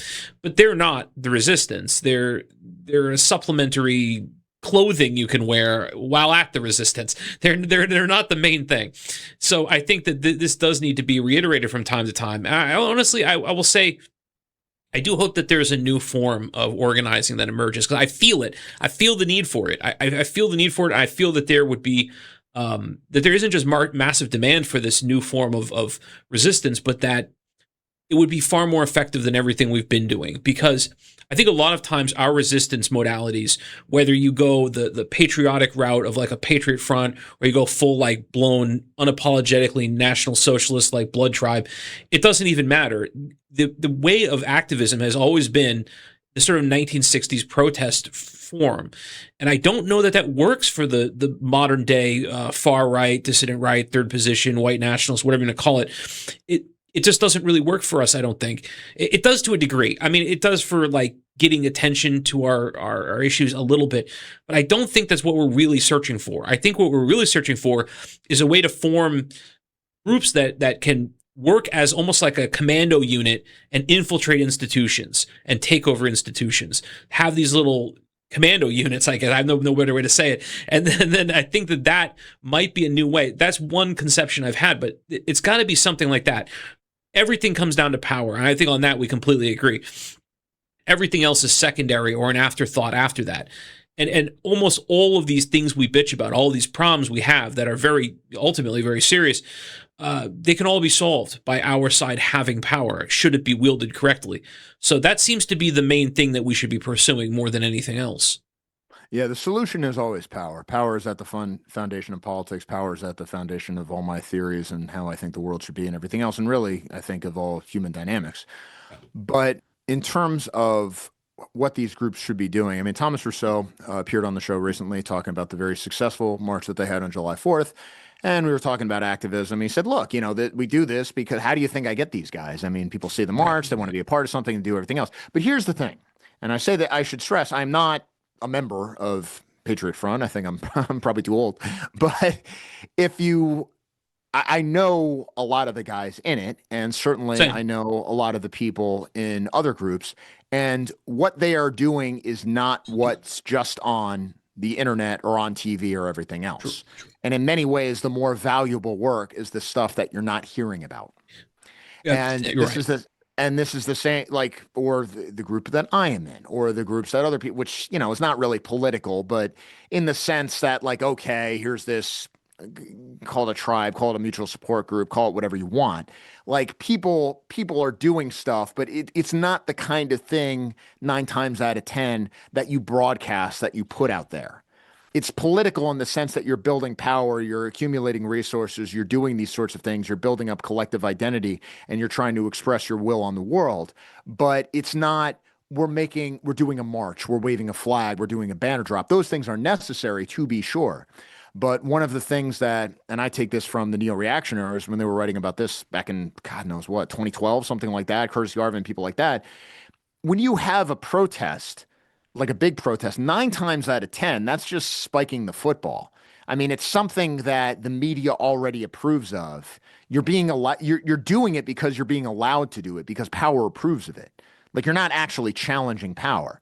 If you have a mass protest that is seriously challenging power, unless you get very lucky, unless you prepare totally correctly, as I think Patriot Front did with July 4th, if you do a march, say, where you're challenging power and the system decides that we're going to do what it takes to shut you down, well, then frankly, you end up with Charlottesville, don't you? And we all know how that worked out. it's not like these ideas that, well, you can do a demonstration and then the masses will rise up on to do these kinds of things. No, it's downstream of power, and power in a democracy is fundamentally media power. I mean, the reason one wants financial power is to purchase media power, because then with media power, you can dictate public opinion, you can dictate political outcomes. Well said, and I think that maybe I overlooked that. And no, I want to make it clear, in no way was that my criticism disparaging of either groups. I have much respect for both. And obviously, yeah. I should make clear, I mean, I like saying things very straightforward. I 100% endorse Patriot Front and everything they did with that march, full stop. Same. No hesitation whatsoever. So, yes, you do, but you do that to bring in members, and then those members do other things. Yes, there's a certain public relations return. Yes, it's to get media attention. Yes, you could argue that you're educating the public. But I think that in some ways, those are less important than you are getting these guys, and then you can use those guys to build power. No, well said. It's very easy to forget it, but that is the tip of the iceberg, that there is actually a lot going on that isn't being broadcast, which is important. That's the important stuff, because, if you think about it, if you are to do what it is that we're saying should be done, the last thing you want to do is go out and brag about it or broadcast it or make it a spectacle. Yeah, that works against the entire point of it. So there are increasingly, and this is a very white pilling thing. I've seen some other examples myself, groups that are networking and organizing, but they're doing it quietly. They're doing it brother to brother, and they're doing it with certain techniques to keep things contained. And these are not groups that are insurrectionists. They're not, they're not a terrorist network or something. They're just trying to set up these networks, and then through this network that isn't broadcast, is not a name that everybody would know, they're seeking to slowly infiltrate institutions, build their own, this kind of stuff, where they can gain power through the actual functions of society that matter.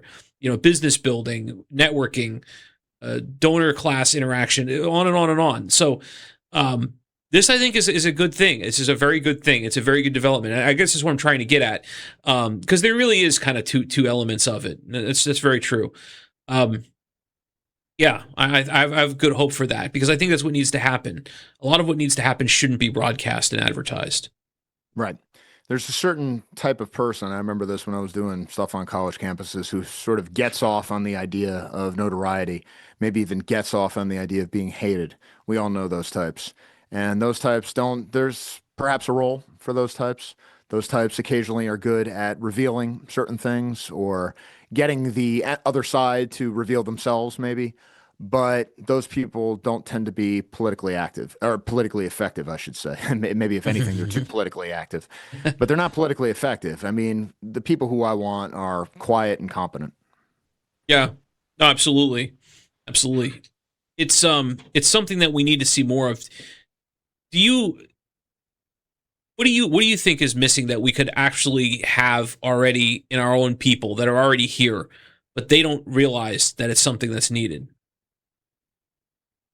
In terms of, expand on that a little bit. Yeah, in terms of like something they can do, or something, or like a personal quality that's lacking, or what? Yeah, no, in terms of putting together organizational components and getting together a wider network, I guess, that would be able to take over institutions. Because what we do need is the institutional power. How do you get that? I mean, I guess is the question, given our situation.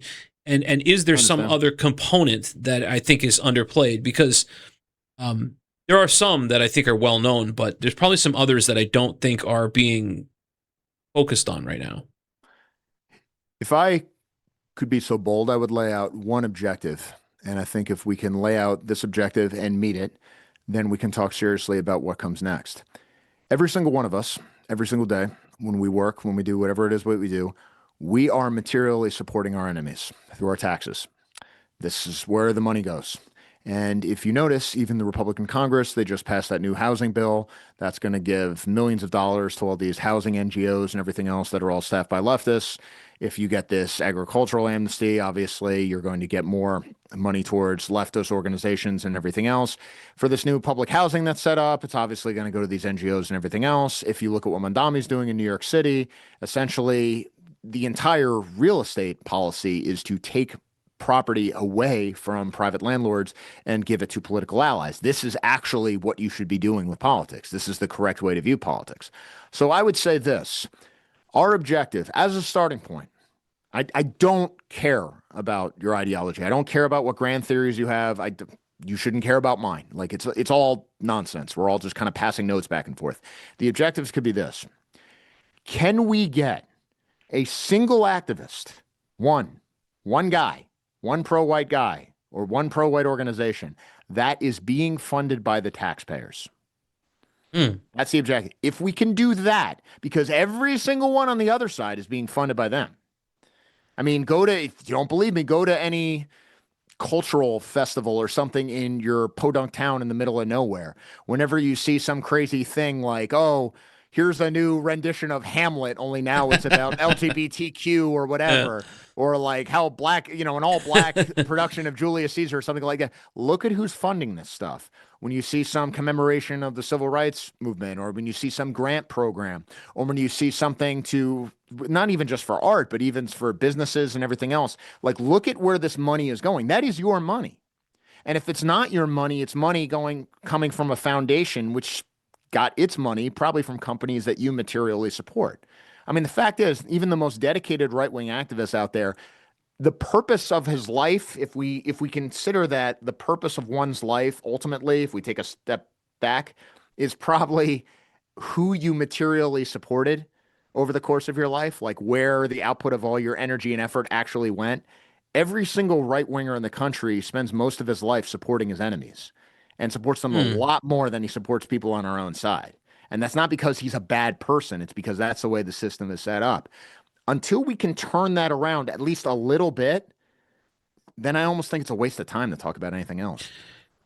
That's extremely well thought. Like, another way we used to say that too is kind of the same thing, but different, is to say that, like, okay, we'll try to get like one pro-white person elected, not for like president or Congress. Just to start with, like, get them elected to mayor of your small town or go even smaller. Dog catcher. Go even smaller. Yeah, go even smaller. I mean, like, let's say you have these media grants, or you have these grants from the state in a lot of these places, and they fund all these different multicultural groups. What if a grant of $500, say, that funded your program?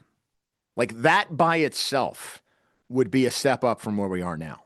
I mean, like that small, or something like on the Board of Ed where you're patronizing a textbook company where you have an in with the guys who run it. And there are certain themes in those textbooks, and now you're getting government resources put into those books. Or even that libraries are buying pro-white books and putting it in the collection. Like, you don't have to endorse them. You don't have to be making a spectacle of yourself or making statements about how this is a glorious stand for the Aryan race or whatever else. Right. Like, these are just these kinds of like very small things. But until we can do those sorts of things, I mean, yeah, look, I've read the same stuff as everybody else. Like, I love reading Imperium. I read Imperium once a year, from Yaki or whatever else. Like, right. That's my jam, right? But before we can get the European global empire, like, we need to make sure we have enough money funding the staff or the people on our side. I mean, one of the rules, and again, maybe I'm too reactionary, maybe I'm too conservative or Republican or whatever else, but I remember something my old boss said, which is, he said, the side that wins in politics is the side with the greater number of effective activists. And the problem is that I do believe that one of ours is worth 10 of theirs, or maybe even 100 of theirs. But the problem is, for any one of ours, there are 1,000 of them. And the reason there are 1,000 of them is because we're the ones paying their salaries. I love the idea of that. I guess my counter question is, how do we possibly cut them off? Because this is all being done through tax money, right? And it's all being done, effectively at the I mean, we've seen some of it. We've seen some of it, and think of the hysteria that resulted. I mean, you get these, I think I saw, I think it was Tim Pool was saying that, like, rap music has collapsed, and the reason rap music has collapsed is because USAID has been cut, that kind of thing. And it's like, I don't think that's true, but put it this way. If it turned out to be true, it wouldn't surprise me like that much. I mean, if you look at the downstream effects of cutting USAID, cutting some of these other government programs that the Trump administration did early on, it's had a dramatic impact in a lot of ways. And that's 0.1% of what is necessary. So there is certainly a fiscal conservative libertarian way of doing this sort of thing where you don't even have to talk about this kind of stuff in right versus left terms, but just in terms of efficiency or whatever else. But the problem is the right just doesn't do it. I mean, you would think that the idea of just not funding your existential enemies would be a gimme for people who won't shut the hell up about the Constitution and the debt and fiscal conservatism. But none of those people seem to be willing to do any of these sorts of things. I mean, one of the things that I've toyed with for a while, and I don't know, maybe we can get into this if people have thoughts in the super chats or the questions or whatever else, but you're familiar with the Cloward Piven strategy? Oh, yeah. Yeah. And I've never quite understood why that was considered a left-wing thing. The idea that we're going to overload the system by getting everybody on welfare, and then somehow that means we get socialism. I always thought it would be more of a right-wing thing where you get everybody on the thing, and then the system collapses and you can do something else. I would actually, if I were running for office, maybe I will someday, if I were running for office, I would not try to fight the left on the grounds of, no, your socialist programs are unaffordable. No, we need better accounting practices. And I'm going to put on my little green spectacles or whatever those types of people do and try to make sure that the budget lines up. I would actually say, no, I want to make sure that everybody in America gets food stamps. No, I want to make sure that any single program any illegal gets, every single American gets it. Every single American gets free mortgages. Every single American gets this kind of aid. Because the fact is, we already have socialism in this country. It's just we have socialism for nonce. So if you have universal entitlements, then that's a gain for us. If nothing else, it's a tax rebate. And if people say, well, that's going to make the entire system unaffordable, good. Like we need to precipitate a crisis. I mean, I think this is one of the other things. It's not that I'm even opposed to accelerationism. I'm not. But the idea that accelerationism just happens, that something happens and then the people rise up. No. I guess I'm kind of a Leninist in this way. A crisis has to be deliberately done, and there have to be people there who have a plan to take advantage of it. Because that last part, that second part is the critical part. Because otherwise things just get worse and people shrug and go, oh, well. I mean, look, if people think people are going to rise up, we live in a country where until very recently, and maybe this is another one of those things, right, that the Trump administration did, and we won't really recognize until it's gone, is getting rid of that thing that the DOJ did where the Community Relations Service would go out to the victims. Yeah, go out to the victims of the family members of white victims of crime and basically tell them, you better to say this isn't about race.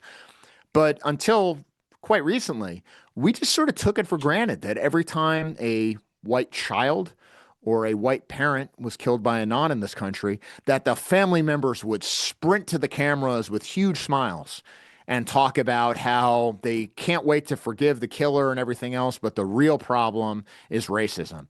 And I wish people would stop spreading hate about all this kind of stuff. And actually, here's my gay little nonprofit to teach people to have more empathy or something like that.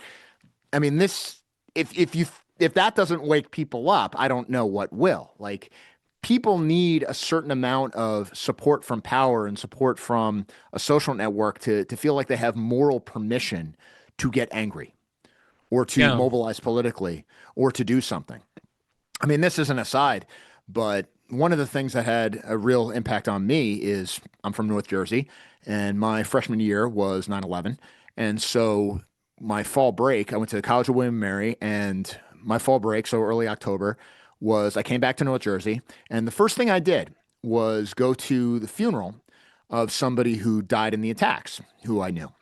And I remember the church was packed, and you forget, if especially you younger guys, like America was still a country in '01. And regardless of what you think about like what was behind 9/11 and whatever else, like people were fired up. I mean, if Bush had announced the Ninth Crusade, people would have rolled deep. You know what I mean? Oh, yeah. And people were ready for this. And I remember sitting in the church and seeing the priest get up and just launch into this homily about how wonderful Islam is and how important it is to forgive and how we shouldn't even be mad and how this is all for the best and how we don't want to indulge in anger and everything else. And just the feeling of revulsion.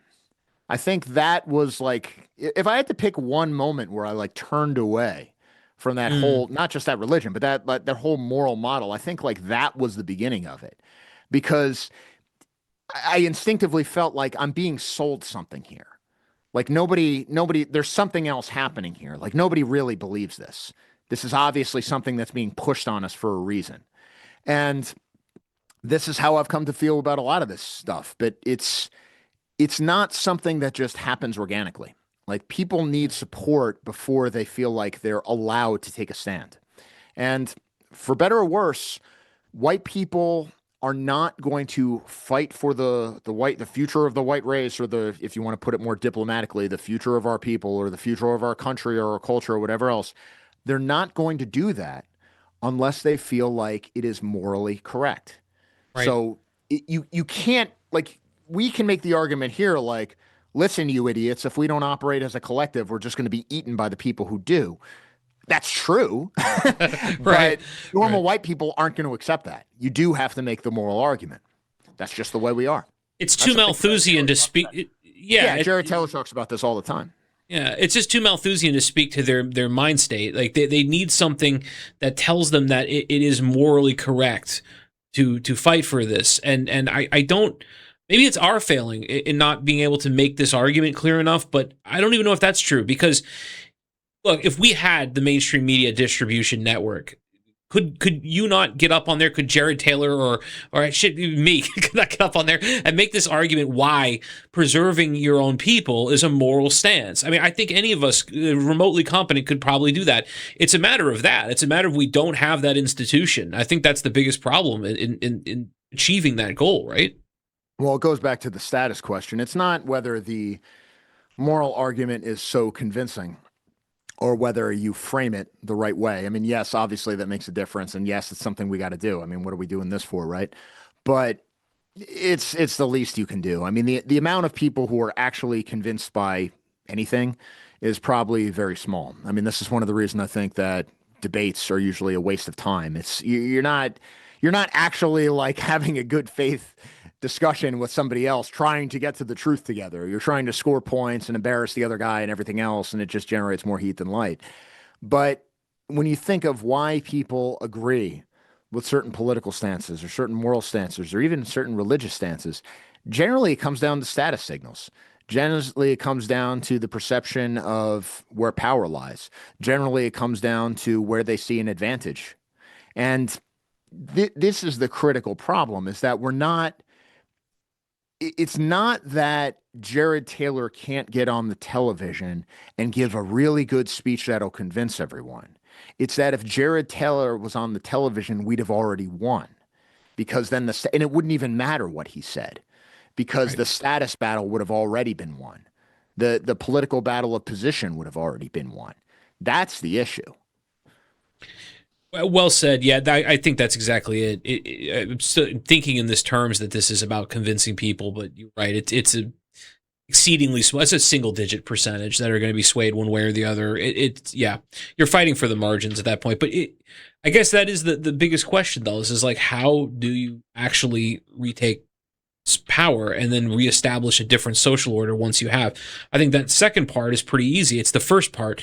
How do you take power? How do you take power away from a Well, that's what we're talking about, right? Yeah, I mean, right. and we've kind of laid out, I mean, maybe a little late in the day to lay out, here's the grand theory of how we're going to do things. I mean, I'm working on some stuff. I'm working on a book and everything else, and like everybody else, I'm sure. And we all have our own ideas. I mean, I'm not pretending to be some master strategist, but the fact is we all kind of know. I mean, I would say this: worry less about ideology and grand theory. I think a lot of the times when you get into these fights and debates, especially on X or maybe even on Rumble or whatever else, like, yeah, these things are interesting, but at a certain point, if they're not really focused on what I would consider the meat and potatoes of politics, which is basically where is the money going, where are the staff positions going, who actually exercises power over whom, to a certain extent, all these sorts of things don't really matter, or at least they don't matter right now. I reject fundamentally, I'm not offended by it, but I reject the idea that the way you start in politics is you kind of bunker down in a cave somewhere and you come up with the best ideology of all time that's perfect in theory, and then you go out and you just kind of plant the flag and you just fight for that relentlessly. I don't think that's actually how it works. I think it has a lot more to do with really human relationships. Do you have people you can count on? Do you have people who are loyal? Do you have people who are competent? Do you have people who get along with each other even if they disagree with things?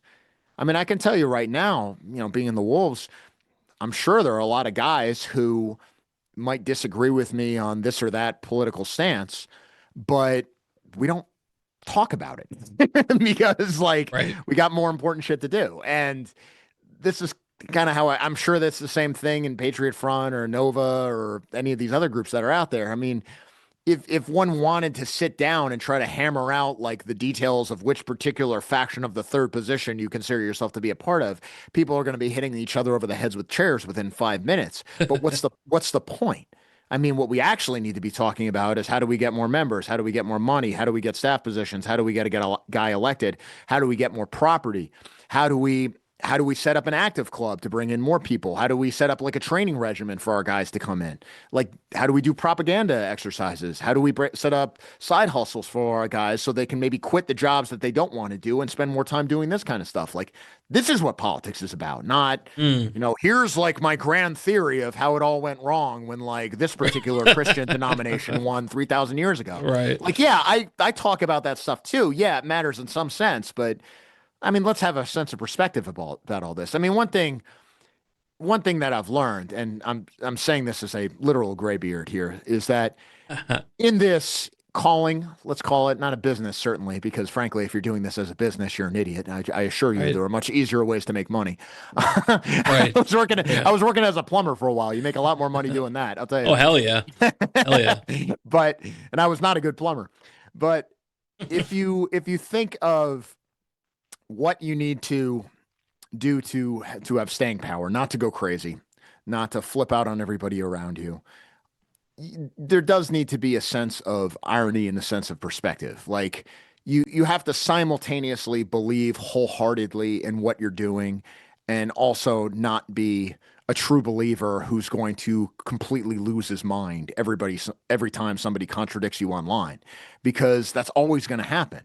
And if the idea is that we hold to this one uncompromising ideological doctrine and everybody who disagrees with us is an enemy, we're never going to get anywhere. And the problem is, I think the online environment that we have right now facilitates that kind of thinking, not just because of the inherent nature of the medium, but also because, let's face it, there's a certain amount of financial gain in taking that kind of a position.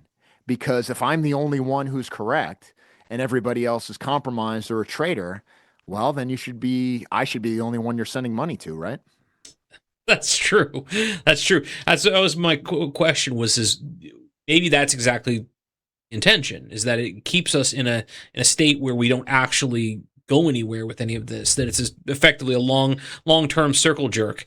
But I have a better question. Yeah. You mentioned the Vinland thing a couple times. I don't know what this is. You say Wolves of Vinland. Oh, like what I'm in? Yeah, I mean, it's not really a political thing. It's just it's like an active club or something. Like how's it work? I mean, in some ways, yeah. I mean, it's basically a pagan group that I'm in. Cool.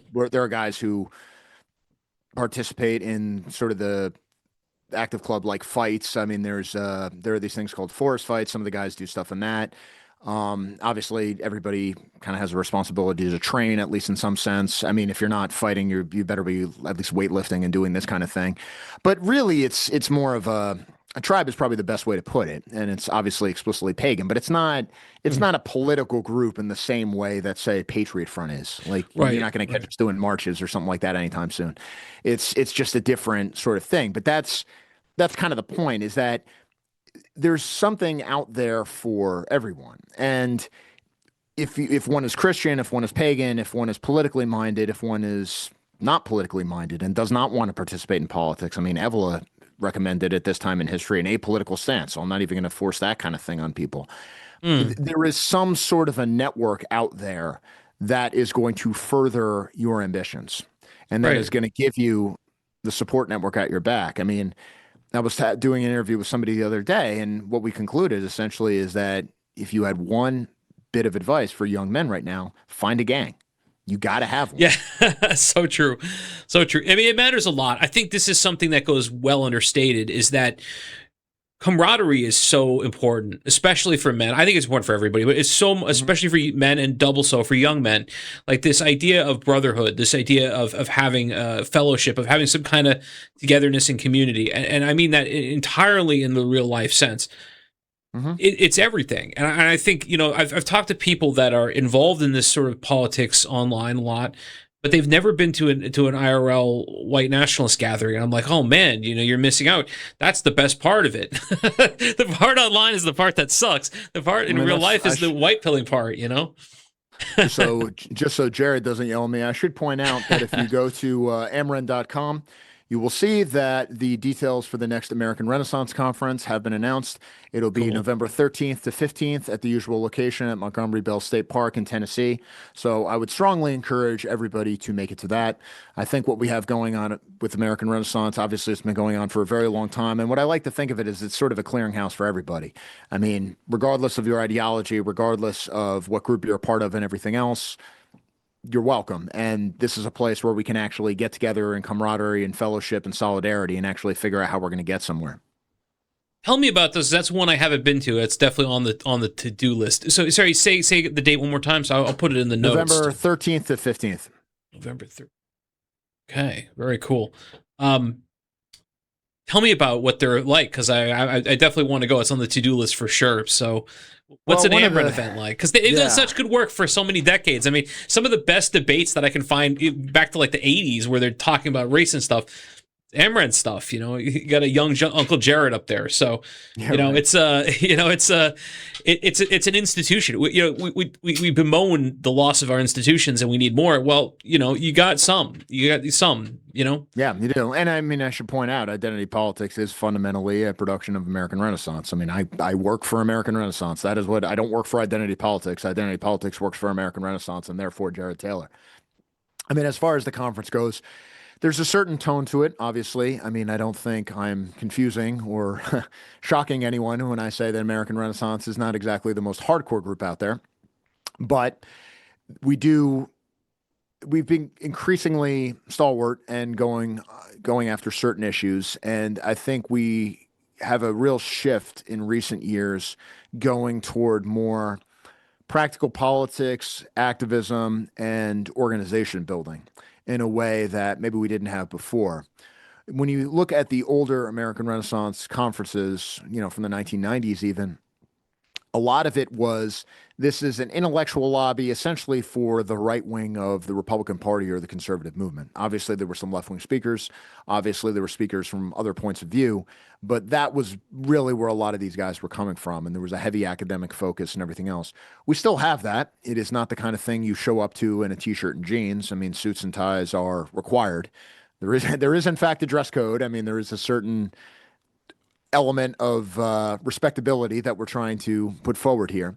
Okay.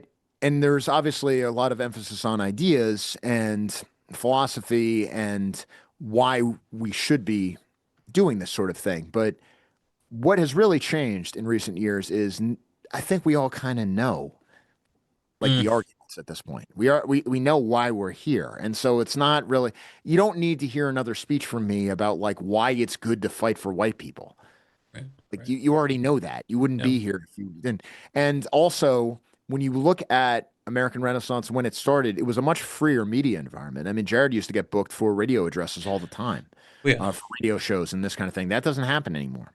But at the same time, in a way, his reach is bigger than ever because of the internet and because we have this mass audience that we didn't have before. So we don't need to do this sort of basic bitch, this is what it is to be a white person 101 type stuff. Right. I mean, now we can actually get into it a bit more and say, these are the political realities of our time. This is how we respond to it. Here's a guy who's doing stuff on the ground right now. Here's what you can learn from it. Here's somebody who's talking about a controversial philosophical issue. Let's talk about this sort of thing and what might be the actual practical returns from taking this up. These are the kinds of conversations we need to be having. One of the things that really changed from the early years is they used to have it in Washington, D.C. or around Washington, D.C. But what they found was that hotels would always cancel. So you'd book the conference, and then the SPLC or the ADL or whoever, I think it was usually, actually, I think it was always the SPLC or some Antifa group would call up and say, hey, you've got these evil racists there. You're not allowed to do this. And then they would cancel, and then you couldn't have the conference. And this went on for years and years and years with this very tiresome game of trying to nail down a hotel that would actually do it. Well, what we ended up doing is we went to a state park in Tennessee, where there's a very nice venue. And we've been doing it there for many years at this point. It's excellent location. It's beautiful. It's a very nice hotel too. And the interesting thing about that is because it's a state park and therefore a government institution, the First Amendment applies. And so they can't turn us away. Now, they tried. I mean, there was actually a lawsuit a few years back where they tried to do something in terms of security costs or some sort of BS. You know how it is on a college campus. You invite a controversial speaker, and the college says, oh, yeah, of course, you're allowed to do that, First Amendment. But we're going to have to charge $500,000 for security because he's getting all these death threats, and it's your fault. I think the state tried to do something like that, but there was a lawsuit, and we won. So the show goes on. Thank God. I mean, like, what's the point of the First Amendment, or at least what was the least that? I mean, that's not a thing. You're not supposed to have to pay for the security. That's such an obvious workaround. So I'm glad that works, and I'm glad that you guys were able to continue to do the conference somewhere, and it really says something too, right? That they're able to just shut us down in that sort of way, where they're able to make phone calls, some faceless people, you have no idea who these people are, and I'm assuming it's Antifa, but even if it is the SPLC, they're able to call up and say, oh, you got some evil racist Nazis in there, you can't do the thing. It's like, what do they think you're going to do in there? They think you're building a gas chamber? What is this? This is ridiculous. This is absurd. So it really is a matter of just use of force. They're just using their power to just shut it down. It's really sad. There's a moral element here that we need to talk about. I mean, thinking about the Patriot Front March on July 4th. And by the way, I think Thomas Rousseau is confirmed as a speaker there, so he'll be there. I mean, if you go to the Ameren website, you'll see all the people who are speaking. I obviously will be speaking, of course, but we got a lot of other people speaking too. And one of the things that came out after the July 4th march, you'll remember the photo of the guys on the subway. And you had this black schizo. It turned out she was literally a black schizo. Right. But she's there surrounded by all these guys. It was obviously the safest subway trip of her entire life. But nonetheless, the media freaked out and like, oh, this is a historic photo. Look at the courage of this black woman just sitting there and everything else. And Representative, I think his name is literally Don Bacon. He's a Republican. He's one of the worst cheap labor lobby members of Congress, said look at this brave woman surrounded by creeps or something. And somebody posted the still of Irina Zarutska right before she got stabbed, saying, well, she seems a lot safer than this girl. And he said, they are both wrong. So in his mind, it is actually morally equivalent for a white woman being stabbed to death and a bunch of patriotic white guys standing peaceably on a subway. Like these are morally equivalent. They're both evil. Like the very idea that one is pro-white is to be a bad person in the morality of our time. That is the hurdle which must be overcome. And as this example shows, it is something that many conservatives, many Republicans, many people who you would expect to get it a bit more fully invest in. It's kind of mind-boggling, but it's exactly what it is. It's kind of, I think the thing that's so crazy about it is it's not expected of any other race, and it's just such a trite thing to say. We all know that it's such a 2016 it goes back to that white meme. Supremacy, right? I mean, like right. we don't need it. I mean, I think that's the thing that's in the subconscious of all these people, that it's kind of adorable that the nons have their own little collective identity, because whether you're Gavin Newsom or whether you're Don Bacon, I mean, let's be blunt, if you could get into their hive brain, and they think of these people as pets, and they're probably right to think of these people as pets. I mean, because that's basically what they are. They are nons, but they won't put it in those terms. But I think the implicit premise here is that white people should not have collective solidarity because we don't need it. We're going to be on top no matter what, and it would somehow be unfair if we were operating the same way as every other group. That's really interesting. I always thought it went from another direction, but maybe it is that. Maybe it's that they actually ultimately believe in white supremacy too, just in a different sort of way. It's this sort of implicit thing that, as you just laid out, maybe that's why.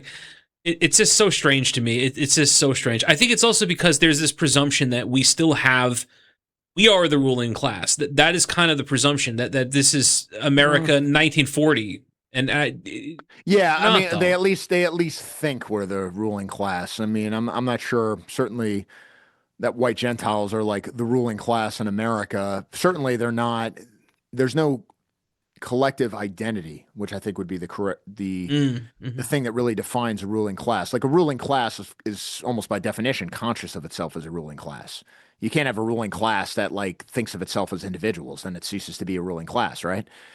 Right. But I mean, if you want to think of the old school WASP elite, I mean, they basically lost control in the 1930s and really with the New Deal. But I mean, even in the 1920s, if you look at the sorts of statements that were being made by presidents of like Harvard and Yale and institutions like that, I mean, explicitly in defense of eugenics, immigration restriction, I mean, talking about the Anglo-Saxons as like the governing race of the world. I mean, this was like taken utterly for granted. Within a decade, this was all undone. By the 1960s, I mean, when you think of the WASPs, you think of them as basically the striped pants, effete State Department types that McCarthy was going after. I mean, like the whole image of them totally changed. When you think of the demographics, I think you're absolutely right in that a lot of these older Americans, they say you don't really change your views about anything important after like 25. And I think more Right. than that, your mental model is sort of fixed by that age. I mean, as a child of the 1990s, I mean, I was born in 83. So, you know, when I was a teenager and sort of taking in like what culture is and everything else, it was the 1990s. And in the 1990s and the early 2000s, you essentially had a white pop culture. Yeah. So in my brain, that is like what culture is. If you're Gen Z, you have a totally different view on these sorts of things. And in my brain, America is still a mostly white country, even though that's not really true. Well, think of it from the point of view of like a boomer, Oh. where America is like 88% white, where the non-whites are basically a kind of like local color. Like there's the friendly guy at the convenience store that you see once in a while, or like the old-timey black guy, but he's a good Christian, so he's okay, and all this kind of like this is how It's they true. think about You're this kind right. of stuff. And You're right. they don't if you say things like if you just say straight up demographic facts like, look, this is the population of your hometown. It is now majority non-white. This is what the public school is like 98% non-white. Like, this is what it is. They just won't believe you. And Right. if you look at where a lot of these people live in either these retirement communities or the you know how it is with they have these communities where they're not like retirement homes or nursing homes, but basically they're homes for like older Americans and it's other homes with older Americans and they're all living in their kind of thing. I mean, these things are 100% white. And Uh-huh. so Yeah. if you're living there and you're looking around and everybody else is 100% white and you're all watching MSNBC every night and you really believe that the biggest problem is the neo-Nazism exemplified by Donald Trump and Stephen Miller or something, like it's very easy for you to say, yeah, like why would you even care about any of this kind of stuff? Our position is unassailable. We don't have to worry about this sort of thing. But if you're younger, you're in the public schools, you look around, you know the score. Well said. It's true. Now you say it like that, I think about it, and in my head, I kind of see America as the way it was in 2000, 2001, and it's not. I mean, I It's know that not. I it's mean, not, even New but York City, even New York yeah, City. I mean, think exactly. of New York City is just it's just not an American city. I mean, we can dress it up everywhere, and it really was. I mean, it was always diverse. I mean, there was never a point in my life where it wasn't diverse. But New York City is not the same city it was even in 2001. The idea the sorts of people you think of as sort of like stereotypical New Yorkers or Right. that kind, the types of guys who are like the cops and the firemen and everything else, they've been dispossessed. They've been wiped out.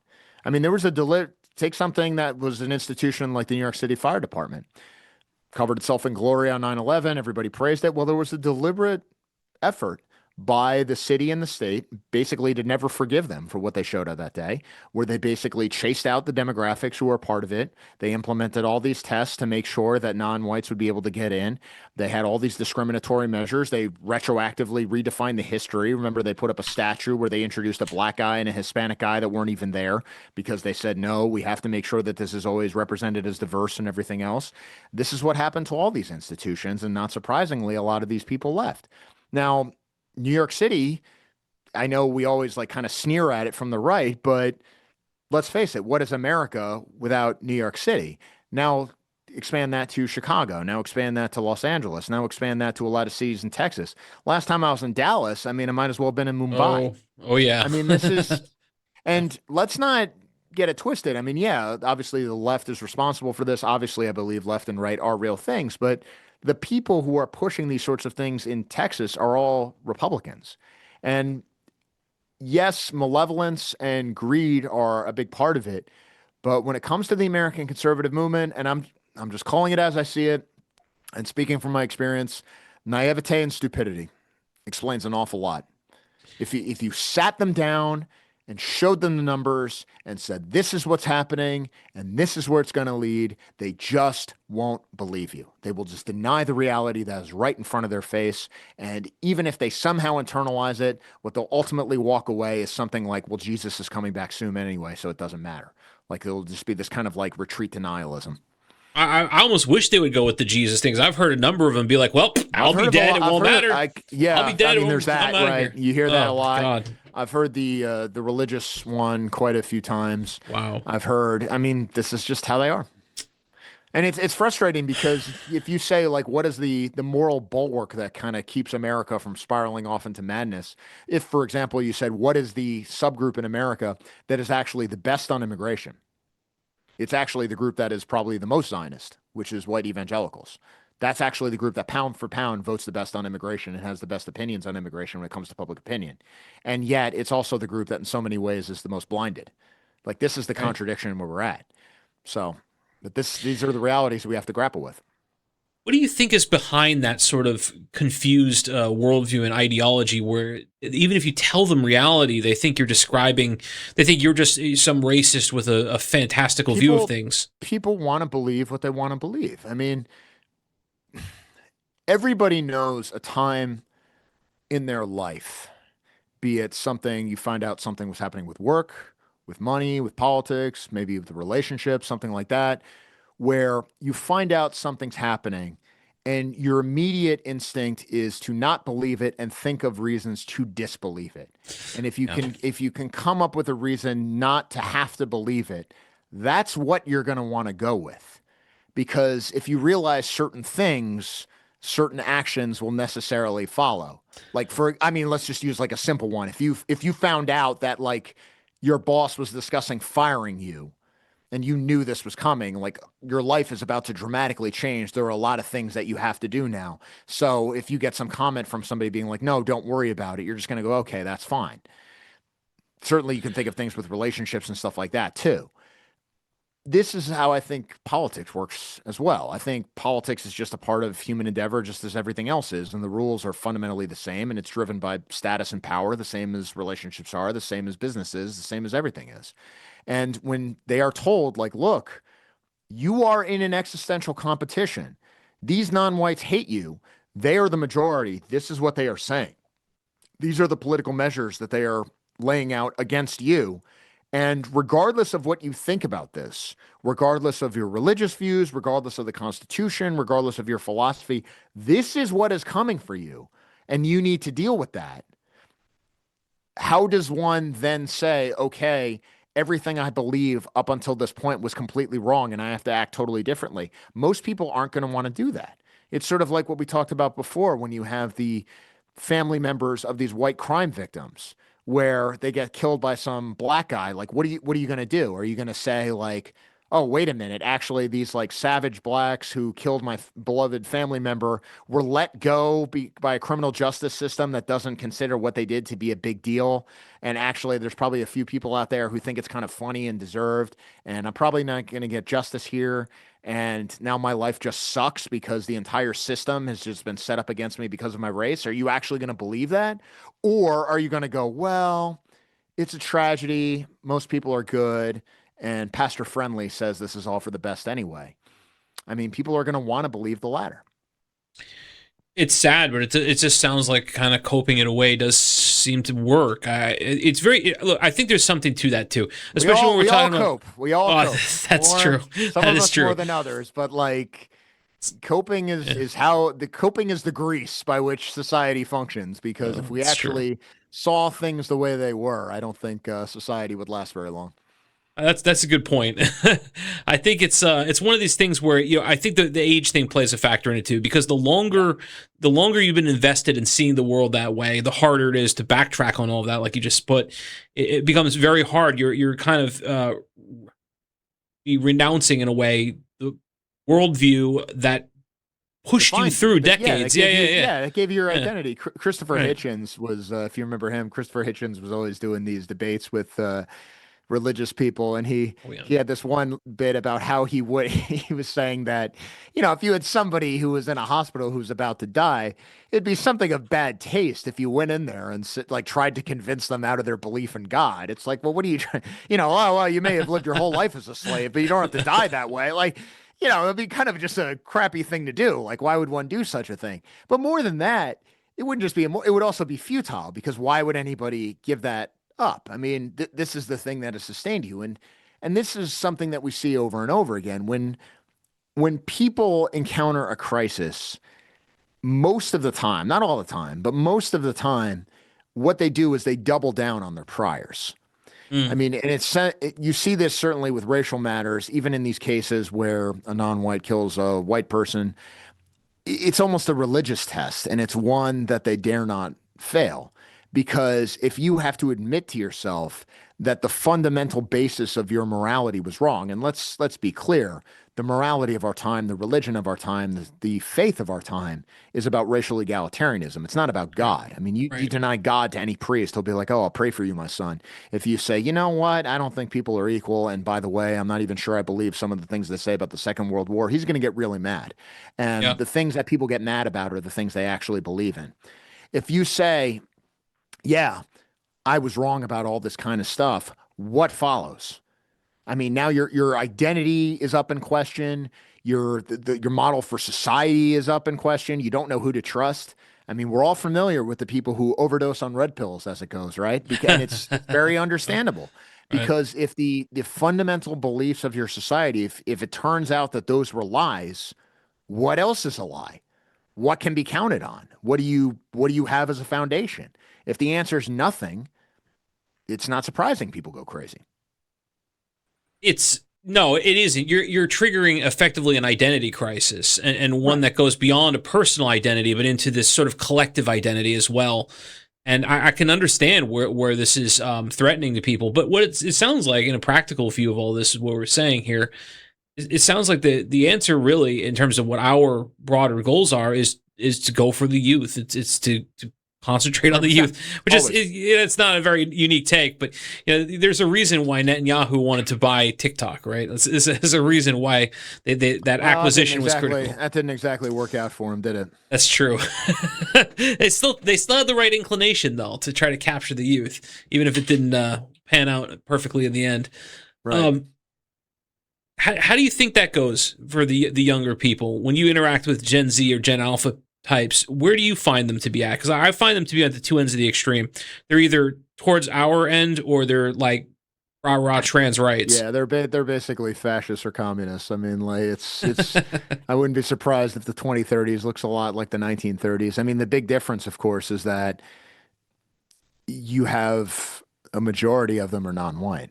And one of the things that people need to understand, and this is something I hammer on again and again and again, is that these people are not really progressives. They're just far-right blood and soil nationalists for their own tribe. They're just far-right for the people they actually like.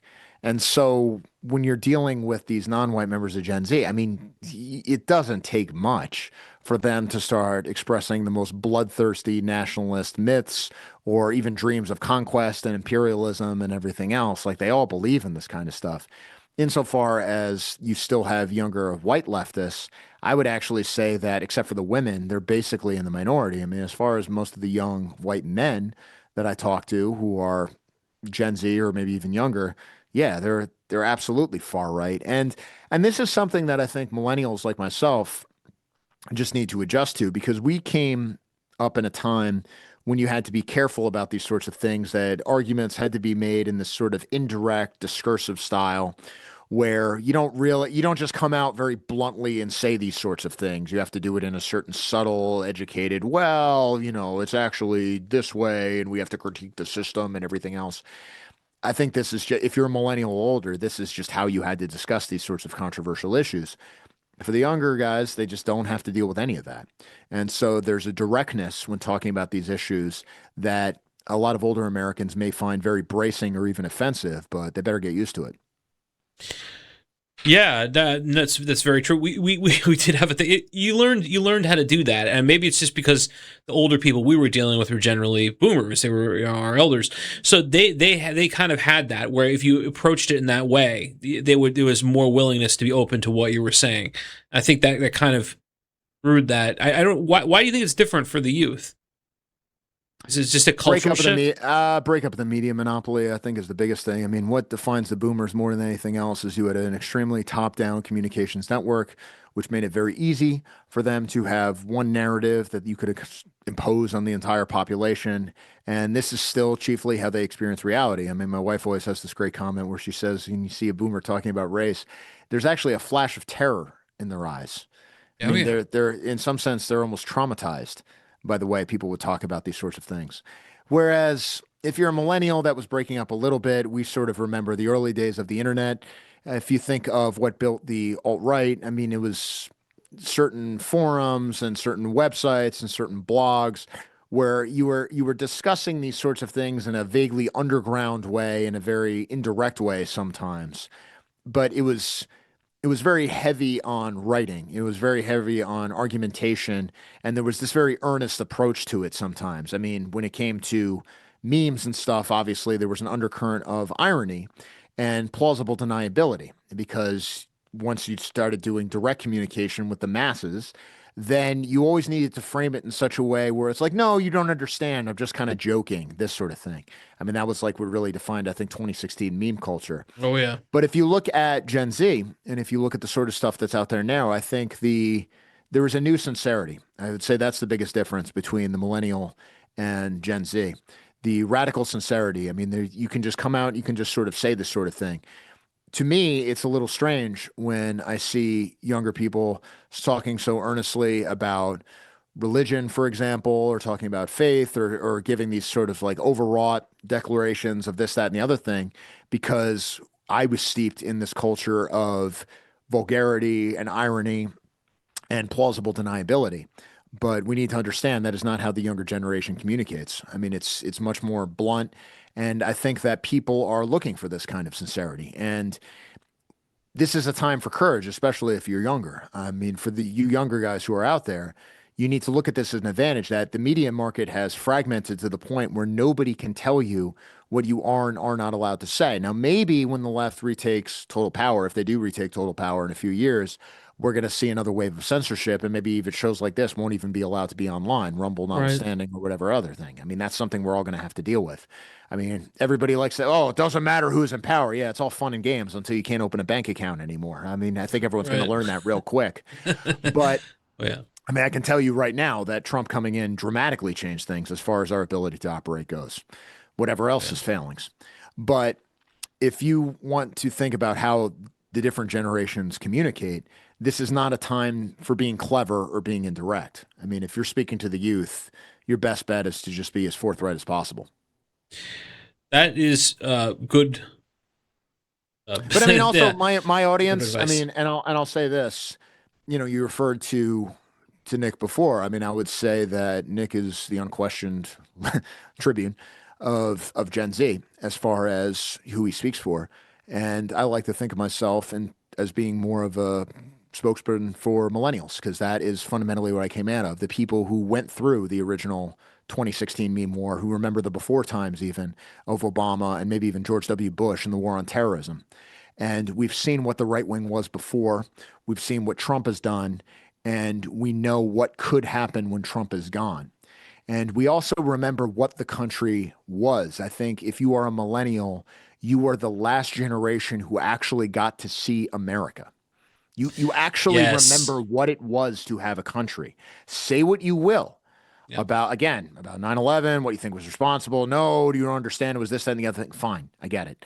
But on 9/12, you had a country that day. You remember what that was like. If you remember the 1990s, you remember what it was like to have a country. And yes, the rot was always there. And yes, the cancer was eating everything from within, and the institutions were rotten, and all of these things would have been justified a long time ago. I get that. But we still remember what America was like. And if you're a millennial, you need to understand, especially if you're like me and you're a father, your kids have never known that. They don't even know what it's like to have a country. So if you start appealing to patriotism or the flag or the the mystic chords of memory or whatever else, like it's just going over their head. I mean, at best, they have nostalgia for a place they've never known. I think that's something that Nick has talked about explicitly in the past too. I mean, he was criticizing, not in a bad way, but he was kind of criticizing like the Southern fight for memorials and everything else. And he pointed out that, I mean, look, if for these younger people, they have no knowledge, no connection, of these sorts of things. Yeah, and so this is a political reality people have to accept. Now, obviously, for me, I feel like I do have a connection to these things, but then again, that's what it is to be of a different generation. It's interesting, you know, that this really is so generational like that, and it really is a cusp. I mean, the millennial thing, like the shift into the new millennium was such that I did not ever really think of that when it was happening. I wonder what you think when it was happening, when we was about to turn to the year 2000. I never like projected the future of America as a non-white majority place. I always projected it as a extrapolation of what it was then, and there was that shift, but you can't really see it definitively on the surface. You can see these watersheds where it gets worse and worse and worse. You can even look at the animated charts and you can see these drops by like, you know, as much as 10%, you know, on Obama and stuff. But there's no particular moment in which that becomes obvious that you're preparing for a future where you are part of a race, a team, effectively, that is the minority. You are in the weaker position, even though this entire place exists because of your lineage and your people's contributions. And there was no definitive turning point. You know what I mean? Or did you see one? Because I didn't see one. I mean, my professional experience was mostly through establishment conservative stuff, but the stuff that got me into it was really white nationalism 1.0. So, I mean, if you remember like the 1990s, 2000s, I mean, National Alliance and stuff like William Pierce, people like that. Yeah. I mean, I knew it was so weird about this. This is something younger people are going to be like, you're out of your mind, but like, this is just true. Like normal high school kids would talk about this stuff. Really? Like, yeah, I mean, like this was just something people knew. And there was no, once the internet became a thing, I mean, there was no censorship to speak of. I mean, you were just allowed to do and so people were not even particularly like hard right or cared about this kind of stuff, but they would, oh yeah, I'm playing this game or whatever else. And you'd kind of look at it and be like, oh, okay. So anyway, about the basketball game tonight. I mean, it was just in the ether, so to speak. And that was the sort of thing. So I was thinking about these sorts of things way back then. And if anything, when I moved to DC and when I started doing like real politics, so to speak, if anything, that kind of like moderated me a little bit. But you could see it even back then. I mean, remember, even Bill Clinton was talking about America becoming a majority non-white country. You had the runs of Pat Buchanan in 1992 and 1996. You had the Proposition 187 battle in California, which in many ways was kind of the last, I mean, as actually an opponent of that framed it, a Hispanic opponent, the last gasp of white California, where they overwhelmingly won the proposition, and then one female judge just threw it out contemptuously, and that's the end of California, because that's how democracy works. I mean, all of these things were happening at the time. Now, if you think of the national political debates at the time, in many ways, it's remarkable how tame they seem. I mean, who can forget Al Gore and George W. Bush debating about whether Social Security should be like in a lockbox or something, and what we need to do with like the budget surplus and how we're going to pay off the federal debt and all this. Like these were the sort, like we almost like didn't even have problems, right? I mean, like this is by today's standards, like we just didn't have problems at all. And it was also just taken for granted that the economy is going to expand indefinitely, because why the hell wouldn't it? Like obviously that would happen. But the poisons were all there, and a lot of the what we're dealing with now are just the consequences of the policies that were implemented during the Clinton years, during the Bush years, during the Obama years. And now chickens are coming home to roost, as they say. And Right. this is especially true when you see the time bomb of demographic transformation. And what this means for us is that we know the one advantage we have that we didn't have back then is we can just call it as it is. I mean, we don't have to disguise it. We don't have to talk about it in a discursive style. We can just be like, look, they are telling you what they're going to do to you. Like, Oh there's yeah. nothing Oh yeah. like they are telling you that they are here to make things worse. They are telling you that they are here to take their country away from you.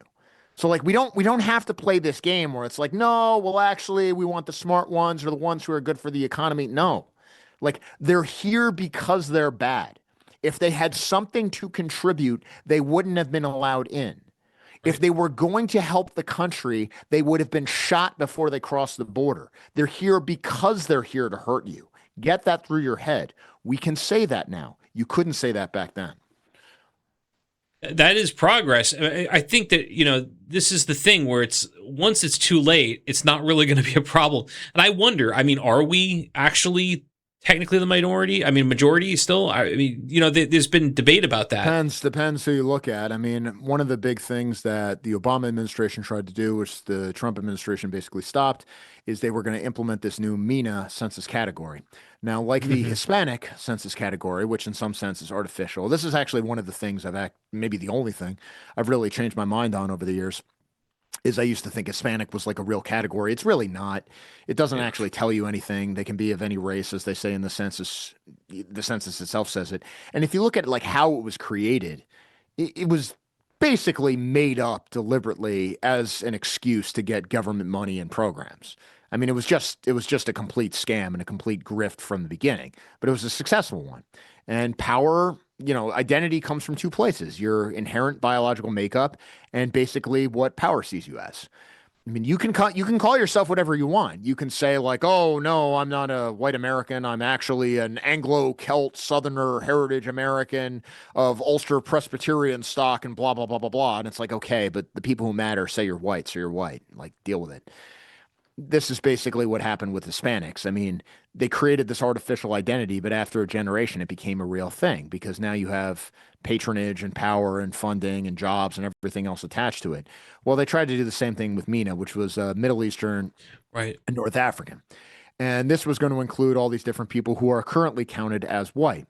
Now, of course, the interesting thing here is if white privilege was real, you would think that people would want to be counted as white.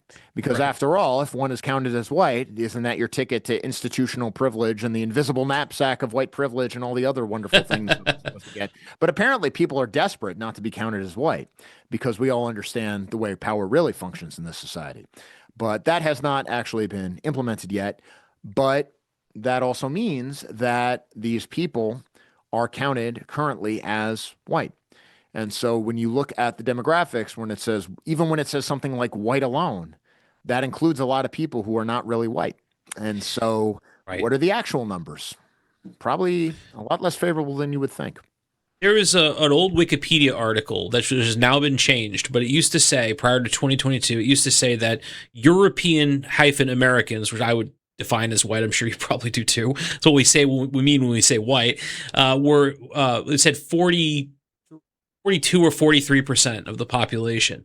And if you take what Biden said at face value, where he said that after 2017, we were going to be in the absolute minority for then and on, maybe it's true. Maybe we are actually minorityized, or not, maybe not minorityized, but non-majority. The majority status is already broken. And I can't help but wonder. Yeah, I mean, but there's also nothing inevitable about this. I mean, people can be brought in, people can be forced to leave, the birth rates change. I mean, some of the projections that people have made where they say, well, the non-white birth rate is going to be so much higher. That's not true at all, actually. I mean, if you look at what happens to a lot of these nons once they come to a developed country, the birth rate plummets. And if actually the non-white birth rate plummets more than the white birth rate. The white birth rate has actually shown a bit of signs of recovery vis-a-vis other groups. depending on what data you look at, if you look at the impact of deportations and self-deportations and everything else that's going on, you could argue that the white demographic position is even showing some signs of recovery. And if things were taken a little bit farther, we would get a real recovery, and you could actually turn this around. I mean, if one were inclined to whiten America gradually, say, one could do it, and one could do it in a fairly straightforward way. So there's nothing inevitable about this, and you could do this without indulging in fantasies of like ethnic cleansing and, you know, giant armies of people chasing these people back to where they came from or anything like that. I mean, this is the sort of thing that if you just did more of what's already happening, you're going to get more. So we shouldn't be too defeatist about this kind of thing. We also should think in terms of absolute numbers. Obviously, it is not good to be in a minority, but there are still a lot of white people. And there are a lot of white people, especially here in the United States of America. And so there's enough of us that the critical thing we need to look at is not so much how many of these nons there are, but what success have we had in getting white people in this country to think of themselves as a people with a collective identity? Because if we get a critical mass of people who believe that, we can literally do anything. We're white people. We can do whatever we want. Very well said. I think that's true. Even if we were 20% of the population, if half of those had what you're saying, had that. That's all it would take. That's all it would take. No, it's it. That's it. So we're winding down to the end. We've been on for a while, so I was going to just ask you one last kind of question on this kind of trajectory prediction kind of branch of thinking. In terms of remigration, because this is now a hot topic, this is now a new way to kind of phrase it or sell it or package the terminology. What do you think, optimistically, is our chances for actually being able to do this? Because I think what you just said is a good way of thinking about it. I think the very kind of spurgy way of thinking about it is some sort of fantasy of chasing them out with pitchforks or some kind of ethnic cleansing kind of fantasy or some crap like that. But reality of it, what is that actually? What's possible in that regard? Because I think that a lot could be done, not just in a means of like, hey, get out now, but in terms of reversing these policies whereby there's just not much of an advantage for them to be here. There's no job for them. There's no home for them. There's no reason for them to be here. There's two settings, right? I mean, when we think of remigration, really we're talking about the continent. I mean, those are the people who talk about it the most. We just had the recent remigration conference over identity politics. If you go to the Ko-Fi, where you can support identity politics, I have these bonus episodes. And I just did one with Afonso Goncalves, who is the founder of Reconquista, the Portuguese group. And it was the Portuguese activists who hosted this conference. And I had a long conversation with him about where the remigration movement is going and everything like that. And of course, Martin Sellner has just created this Remigration Institute, and they have the Save Europe Act, and they introduced all these petitions to the European Parliament and everything else. There is now a real political program for this is how we're going to do it. These are the specific policies that we can do. These are the legal mechanisms where we can do it. We don't actually have to have a regime change. You can actually work within the system to denaturalize these people or just deport to these people who don't belong here. And that's how we can win.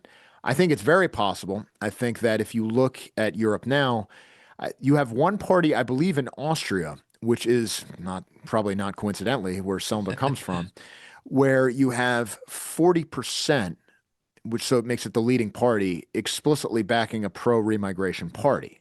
And the question becomes, well, is it just one of these things where you just need one country and then the dominoes start to fall? If you look at what's happening in Germany, the AfD could well take over the former East Germany, except for Berlin. Obviously, in France, I mean, Le Pen, assuming she's allowed to run, or if it's Bardella or whatever else, you might get a nationalist candidate there. But the bigger problem is the execution and the political will. And this is where we go back to the idea of liberal capitalism and the nature of the system. Because if we look at America, and this takes us to the amnesty that was just introduced, which I don't think is going to pass, but it's pretty ominous that it was even introduced. Or at least I hope Trump doesn't sign it. We'll see. I mean, he has a way of disappointing us, doesn't he? But the problem is that people use these terms like remigration or securing the border or stopping illegal immigration. But to actually get these people out, you're going to have to confront the business community. You're going to have to confront the Chamber of Commerce, and you're also going to have to do things that may impose a short-term financial cost. Like, say, these agricultural workers. If you do not allow these people to use these foreigners as agricultural workers, you're probably going to have food prices go up.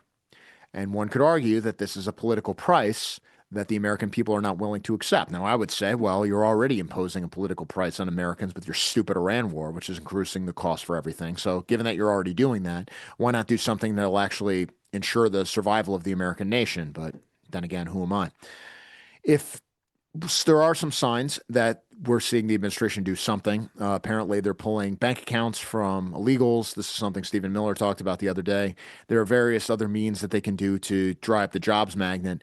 But at the end of the day, the Republican Party and most of the people who get elected as Republicans and most of the people who donate certainly to the Republican Party and who fund the conservative movement, all those institutions that litter Northern Virginia, they're business types. And what business types want, above all things, are cheap labor. And they will not think past the next cycle. They will not think past the next quarterly return. And if you tell them, look, you idiots, your pets are going to nationalize your stuff and eat you, they just won't believe you. And they won't believe you until it happens. I mean, I can't tell you many people, how many goofball Republicans I was talking to maybe a year ago when I was like, Mondami's going to win, right? And they're like, oh, Americans will never vote for a socialist in New York City. Here we are. You don't think they're going to have a socialist president? You don't think they're going to nationalize this stuff? Why wouldn't they? I mean, these people, they don't. And here's the thing. This is not that unusual. There was I'm trying, for some reason, I'm blanking on the name, but there was the memoirs of General Wrangel, who was the leader of the White Russian Army during the Russian Revolution. And there's this really terrifying account of what it was like in Russia before the revolution. Like, the Bolsheviks are on the verge of, they're building power. The Tsar's about to fall. You're going to get the Kerensky regime. Then you're going to get the Bolsheviks and everything else. Like, the country's at war. Everything's falling apart. And what do you think the upper class is discussing? What do you think the aristocracy is discussing? They're talking about who's sleeping with who. They're talking about who's going to get this job, who's going to get this contract, trying to get little social advantages over each other and little financial advantages and everything else, just totally blind to what's happening outside. It's like the Mask of the Red Death or something like that. Oh. And this is how these people are. And so I don't think the black pill here is, I don't think these people are ever going to wake up and join our side or something like that. I mean, they'll be getting dragged to the guillotine and they still won't know what's going on. But the white pill is that there's no political cost to just imposing political costs on them. If you say, we don't actually pay a political cost if they pay a political cost. So if we say, look, sorry, you're going to hire Americans and this is going to double your expenses, deal with it. They're going to grumble, but they'll put up with it, because at the end of the day, the bourgeois is not a heroic type, and the people who need to run the state are the heroic type. I mean, really what we're talking about, how we actually get to where we need to get to, is the triumph of the political over the economic, because over the last century, it's really economic man that's been running the show, and look where that's led us. Absolutely true on all accounts. I mean, that's it. Yeah, they've sold us up the river for cheap labor. That's undoubtedly the truth. And that's been going on for a long time. And, they have asserted themselves in a big way. I mean, there's been the tech oligarch kind of thing where they've actually had an entire agenda to kind of co-opt the power of politics and turn it into a sort of almost like a tech business. So there's new elements to this all the time. But I think you're right. We can impose costs on them if we do have the power. We can make it so that, sorry, you're just going to have to pay full price. But anyway, we've been on for a long time. I've been very generous with your time, Mr. DeAnna. So let's go ahead and get the super chats and let's see what people have to say. But no, there's a lot of white pills in here. A lot of white pills in what we just talked about for 2 hours. And I hope people don't feel too black pill about it. There's some black pills in there too, some harsh realities. But you know what? There's a lot of good information in what we just talked about, and I think I'm really optimistic with the youth. I think that's one way to say it. I'm really optimistic with our guys organizing, especially behind the scenes. There's a lot of optimism, and there's a lot of reasons to be optimistic. Tell us again about the AmRen's conference, because I think that's one I definitely want to go to in November 3rd to 13th, November 13th to the 15th. So if you go to amren.com, you will see the information for the conference. You'll see the speakers that have already been introduced. There will be other speakers who will be announced soon. And it is November 13th to the 15th at Montgomery Bell State Park in Tennessee. Do you know where it says on the site? Because I'm on Amren. I don't. There should be like if you go on the bottom right, you'll see like a little ad. Oop, go back up. I went all the way too far there, I think. Conferences. Aha, there. That's what we're looking for. It's all the way back in 1994. No, cool. Right there. You see it right there, right there, right there. Up. First thing. Go down a bit. There you go. On the right underneath all the different little, where it says Amren, American Renaissance. Isn't that it right there, right above the ad? Ah, there it is. It was Art Deco. It was losing me. There we go. All right, there we go. Cool. Look at that. 2026 American Renaissance Conference, the wind at our back. One of the youngsters said to me once, Taylor was standing up for white people before it was even cool. In some circles these days, it really is cool. This is an earth-shaking change compared to 10 or even 5 years ago. I've been at this long enough to know there will be setbacks, disappointments, and even betrayals, but we are on the march.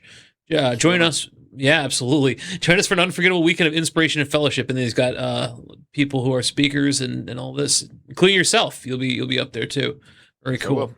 Very, very cool. So I want to see if I can go. I would encourage the audience to go. I'm sure it's going to be a great time, and I'm sure it's always a good time. Let's see. Where do I get to? Super chat things here. Okay.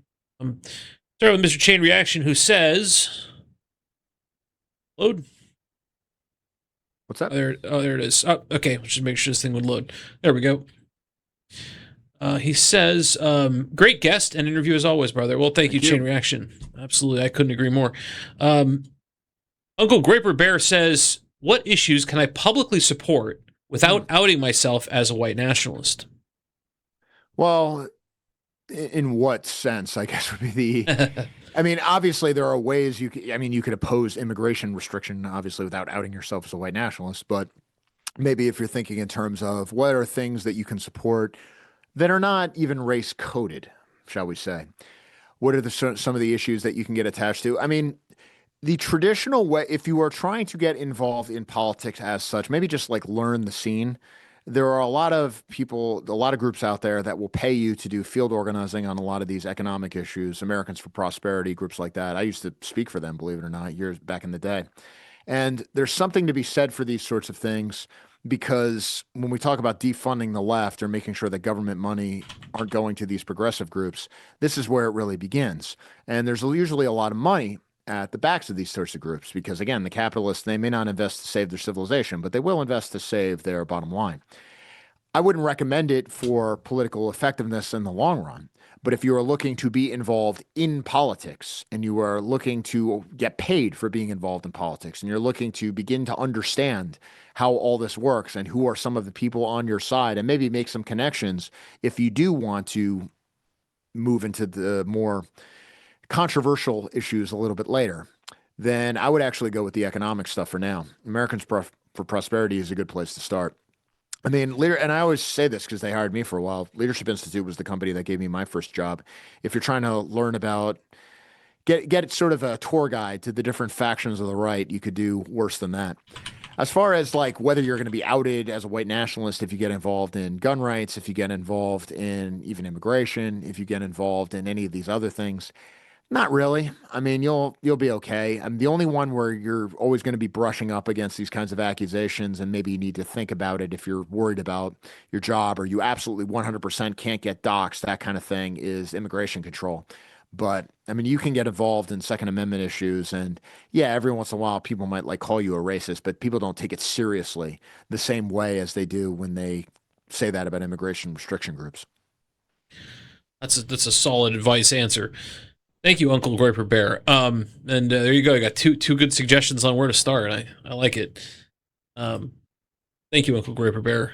Right, let's go back here. I'll just go ahead and go backwards. That'll probably be easier. Edward Snowman, who says nothing. He just gives a salute. Well, hail, Edward Snowman. Salute to you, sir. Okay, going back here. Love and Division says, hi, Nick. Interesting guest. Very articulate. Yeah, I fully agree.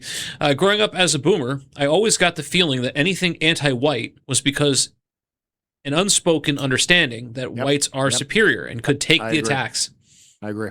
Yeah. I think there was not just a sense of that, but it was like almost like it was definitely something everybody kind of had an unspoken agreement about almost. That's very true. 100%. Thank you, Love and Division. Hail to you, sir. All right, and there you go, Bass Boomers showing up. Love our Bass Boomers. Love our Bass Boomers. Yeah, what do you think of the? This is where we're just kind of doing super chats here. What do you think of the generational stuff? I always try to push back on that. I don't like the boomer hate thing too much. Like I try to understand. Like, look, man, these guys got hit with the first incredible wave of mass brainwashing machine. Like, you know, we millennials got it with the internet, but it was tamed by them. There was no like. The television, the television in your living room thing, that was a hell of a push. You know, I don't know, man. I think there's probably nothing that ever equates to that first initial thing. But maybe that's just I'm overstating. No, I think that's exactly right. I mean, as we've talked about before, I think it was media consolidation that shaped the boomers more than anything else. That's it. And they all went to college, which is one of the other big things. That's another one. The domination and sort of ipso facto necessity of college thing, and that was huge. That was a massive shift, you know. Definitely related to the boomers. That was something they pushed and normalized. Good to see you, man. Thank you for the 1488 donation. Totally random amount, I'm sure. Yeah, no meaning there. I said nice to see Mr. Tim Murdoch, man. I always like to see Tim. Well, hail Tim Murdoch. There you go. Hail Tim Murdoch. Nice to see you, Tim. I was early on. He got in there early. It's nice to see him. And there's one more thing I think there on the end there. Down. Where'd it go? Oh, disappeared. I got two different competing systems here. Oh, here we go. Let's see. Show on stream. Says, I got these two different competing things. Okay, Based Loser. That's an interesting name choice. Says, I wish people would throw in the argument about white workers, quote, not wanting to do the work. I wish they would finish that half-truth. Whites don't want to do the work if it isn't considered a white people's job. Yeah. But dignity, fraternity matters more than the difficulty of the job. Well said. Yeah, I agree. Yeah, true. I don't know about this loser part, man. You're gonna just I don't know. I discount the loser part, but I support the based part. You are based. You are both based and correct. Yeah, there you go. Based correct man. There's a good name. Based correct man is better. Yeah. All right. Well, I think that's the end of the line. I think there. So thank you very much for coming on, Miss Jan. It's always a pleasure. 100%, man. Always a pleasure. Last time you were James Kirkpatrick, so now you've fully we're dismissing that crap. I mean, it was just as an aside. I did a bonus episode once on being doxxed and how that all went down and why I did the things I did when I was younger and everything else. And again, this is, I think, just more of a millennial thing. There was a purpose, I think.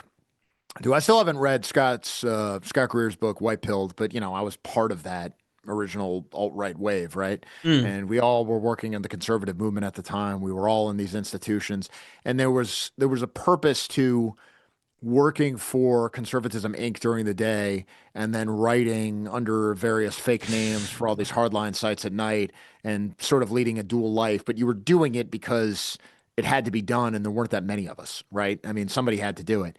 Now I think that it's a totally mistaken strategy. The circumstances have changed. I mean, it really has to be one or the other. If you are working a job, especially if you got a job with security clearance or something like that, frankly, the best thing you can do is try to change policy from the inside. If you can financially support us, great. Obviously, we need people to be doing that kind of thing, but you don't need to endanger yourself by putting yourself out there under your own name or anything like that. But you also even shouldn't be posting pseudo-anonymously, because I think the one tech thing, I get kind of annoyed when people are, AI is going to change everything, but the one tech thing I will indulge in is I think everybody will get doxxed. Like 100%. Yeah. Like, obviously, AI will be used to do that. And so why take the chance if there's nothing to be gained from it? The flip side, of course, is that if this is what you're doing, don't bother sneaking around. I mean, if I was starting now, I would just do it Kevin DeAnna from day one. I mean, what difference does it make? And I even toyed with the idea of like changing my name to like my pen name, And that... the situation that we are in now, it goes back to what I talked about with the new sincerity of Gen Z. I mean, this is not a time for misdirection. This is not a time for discursive rhetoric. This is not a time for showing off how clever you are playing games. This is a time for just being forthright. That is what the youth respond to. And so, especially if you're young, why not just do that from day one? No, yeah, absolutely. I think it's also a generational thing, right? Like, I think, and when it happened to people in Charlottesville, it was so much more damaging because it wasn't really as popular. How many people committed suicide and everything else? Yeah. And, there were so many people. I remember when I got doxxed. I mean, I have a certain amount of survivor's guilt about the whole thing because it didn't really affect me. And the day they fully doxed me was the day, I think it was like March 3rd or something like that. And the only reason I remember that is because that was the day the president announced all the COVID restrictions. So like the entire world like went nuts, and like nobody, I promise you, nobody cared about like Kevin DeAnna that day. They were all freaking out about having to shelter in place for the rest of their lives. So, nothing happened to me. That's such good luck, man. Yeah, right. Yeah, good luck, right. But I remember turning to my wife and I said, babe, I've thought about this day for 15 years or whatever it's been. And then it finally comes and nothing happened. But the thing is, I don't want to be dismissive about it because, like, yeah, nothing happened to me. But I know people who, I mean, I mentioned Scott before. I mean, he probably could have had a career in Conservatism Inc. or maybe even on TV or something like that. He basically got nuked from orbit. You had guys I know who were working at various government departments. They got nuked from orbit. You had various people who had also their families turn on them and everything else. That's before we even get into random people at Charlottesville or whatever else. I mean, everybody at Charlottesville got a taste of what the J6ers got a few years later, which I think is one of the reasons why so many people who were at Charlottesville did not go to J6 because they were like, oh, no, wait, I've seen how this movie ends. Right. So...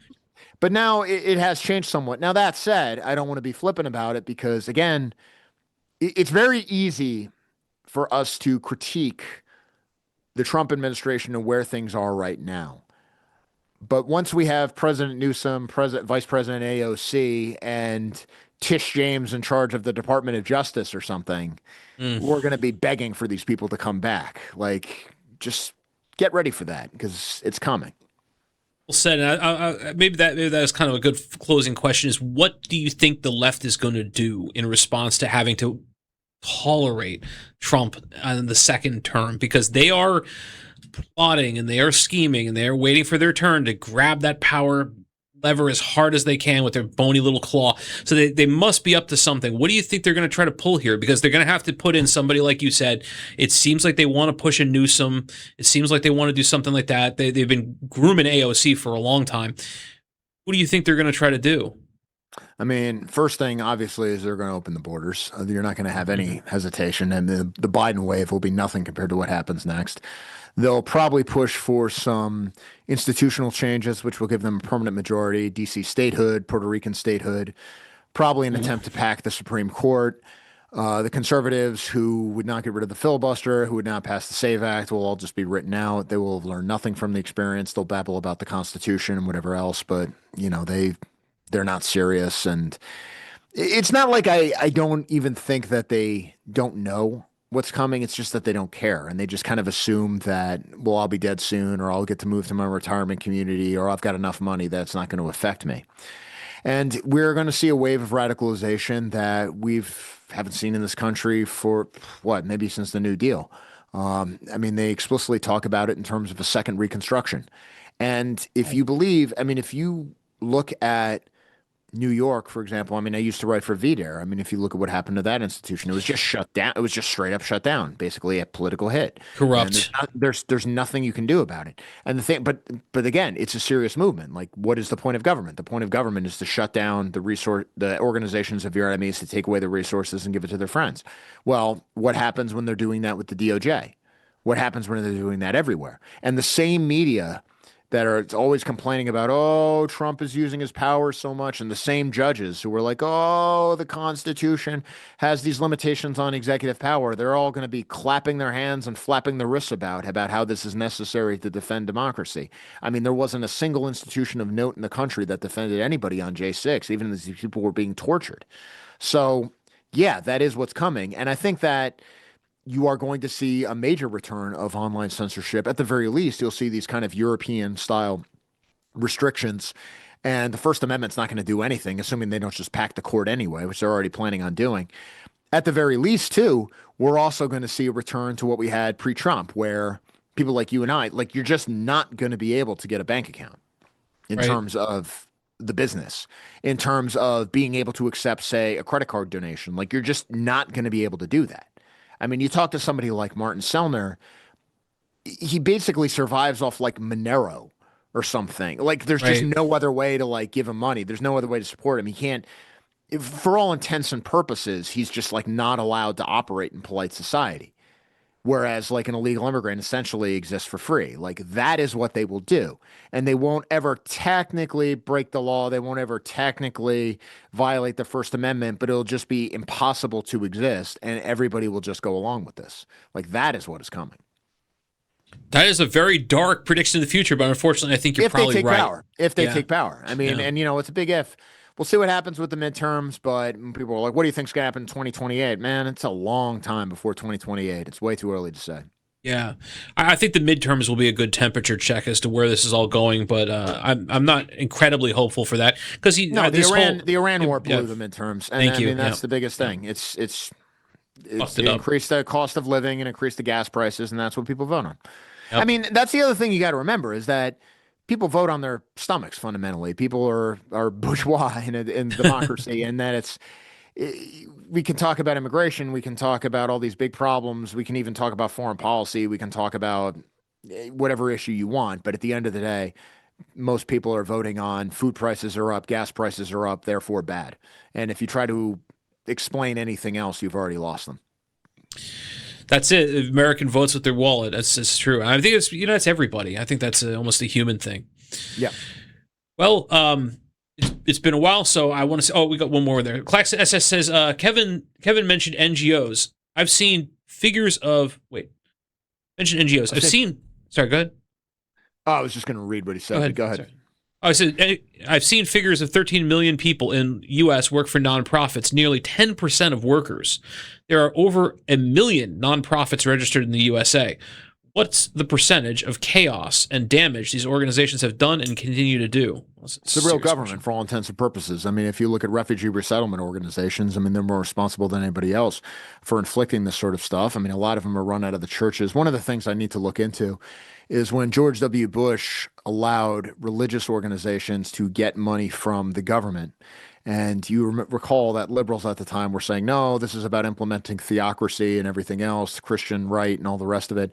I think actually what happened is this is how the churches basically changed from being churches into pro-immigration refugee resettlement organizations. This is how they make their money. This is what the Episcopalians do. This is what the Lutherans do. This is what the Catholics do. And this is the number one target, as far as I'm concerned, as where the locus of power is. If you look in a lot of these blue states, for example, too, where you see job growth, a lot of these people are just working for NGOs who are just essentially government employees. And a lot of the job growth that you see in healthcare, so-called, especially in blue states, most of it is just Medicare fraud. I mean, it's all downstream of various programs and everything else. The way to get rich in this country is basically to be part of some political scam. And the best kind of political scams are the legal political scams. I mean, this is all about redistributing your wealth to the political allies of the left. And that is a very effective system of governance. And one of the great things about NGOs from the perspective of those in power is they are allowed to do things that the government itself is not. So if you've got a law that says the government is not allowed to do X, Y, and Z, like say giving direct welfare to illegal immigrants or something, but you give taxpayer money to some refugee resettlement organization and then they give them money, now it's okay. So yeah, I mean, these are you'd have to legally go after if we were serious. I mean, come the revolution, so to speak. Right. Not so to speak, let's make it literal. Come the revolution, these guys get held responsible for everything. Assets seized, charged with crimes, held responsible for all the damages that the people they've brought into the country have inflicted. go through every single one of their records with a fine-tooth comb looking for anything in terms of the finances being used for things that they weren't supposed to be used for. And the other thing you got to remember is that a lot of this is just done purely for personal gain. I mean, you get pretty high salaries for this kind of thing. And this is one thing I'll say, maybe this is the last thing I'll close with tonight. When you have, especially somebody from one of these religious organizations or something, and they're babbling to you about, empathy and compassion, and no, you have to let in the immigrants and sacrifice. And it's like, no, but you're not sacrificing. You're actually literally financially benefiting from the argument you're making. And if you're appealing to my morality for a policy that financially benefits you and politically gives you more power, and you're appealing to altruism, I actually don't have to listen to you at all. I can actually discount your entire argument as bad faith and just move on. Absolutely. Extremely well said. And I think that's a great place to leave it. Thank you again for coming on. I think it's been a great discussion, and I hope you'll come on again in the future. And 100%. I'll tell everybody, check out the AmRen event. I think that sounds pretty cool. Of course, check out Identity Politics if you haven't already. You're asleep at the wheel on a new podcast. Go check it out. Fantastic show. Obviously, Mr. DeAnna. Odyssey, YouTube, and Rumble. That's right. Yep. Okay. And if you want to support the show, you can go to Ko-Fi, Identity Politics. You can support the show there, get bonus content and everything else. Obviously, all the episodes are also posted on amren.com. And if you go to amren.com, you'll see the ad on the side. I encourage you all to register for the conference as soon as possible, because this one is definitely going to sell out, and you probably want to stay at the venue. So very cool. Really nice place. Very cool. Well, thank you so much for coming, and we'll see you next time. All right. Thank you for having me. Thank you. Take care. It's a pleasure. Good night. Good night. There's Mr. DeAnna. I'll go ahead and just quickly thank all the supporters. Here we have thanks to Claxon SS, Edward Snowman, of course, the legendary Tim Murdoch, White Rabbit Radio. Additionally, thank you to Based Loser, his choice of words, Uncle Gripper Bear, Chain Reaction, and let me just make sure I'm not missing anything else there. You're not. Okay, with that. Oh, no, I'm missing one more. Sorry, one more. Love and Division. Have Love and Division as well. Thank you for tuning in. We'll see you all next time. Good night.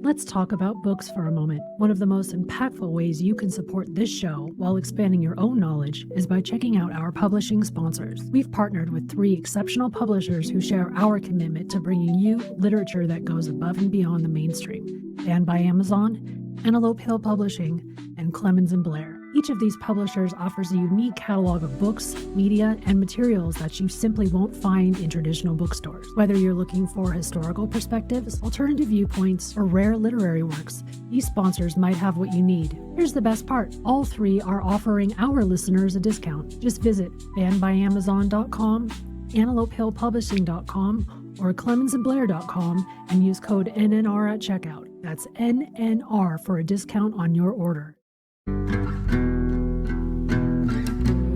One truth can break a foundation as though it were made of glass. One truth can create a new vision, a future not hard.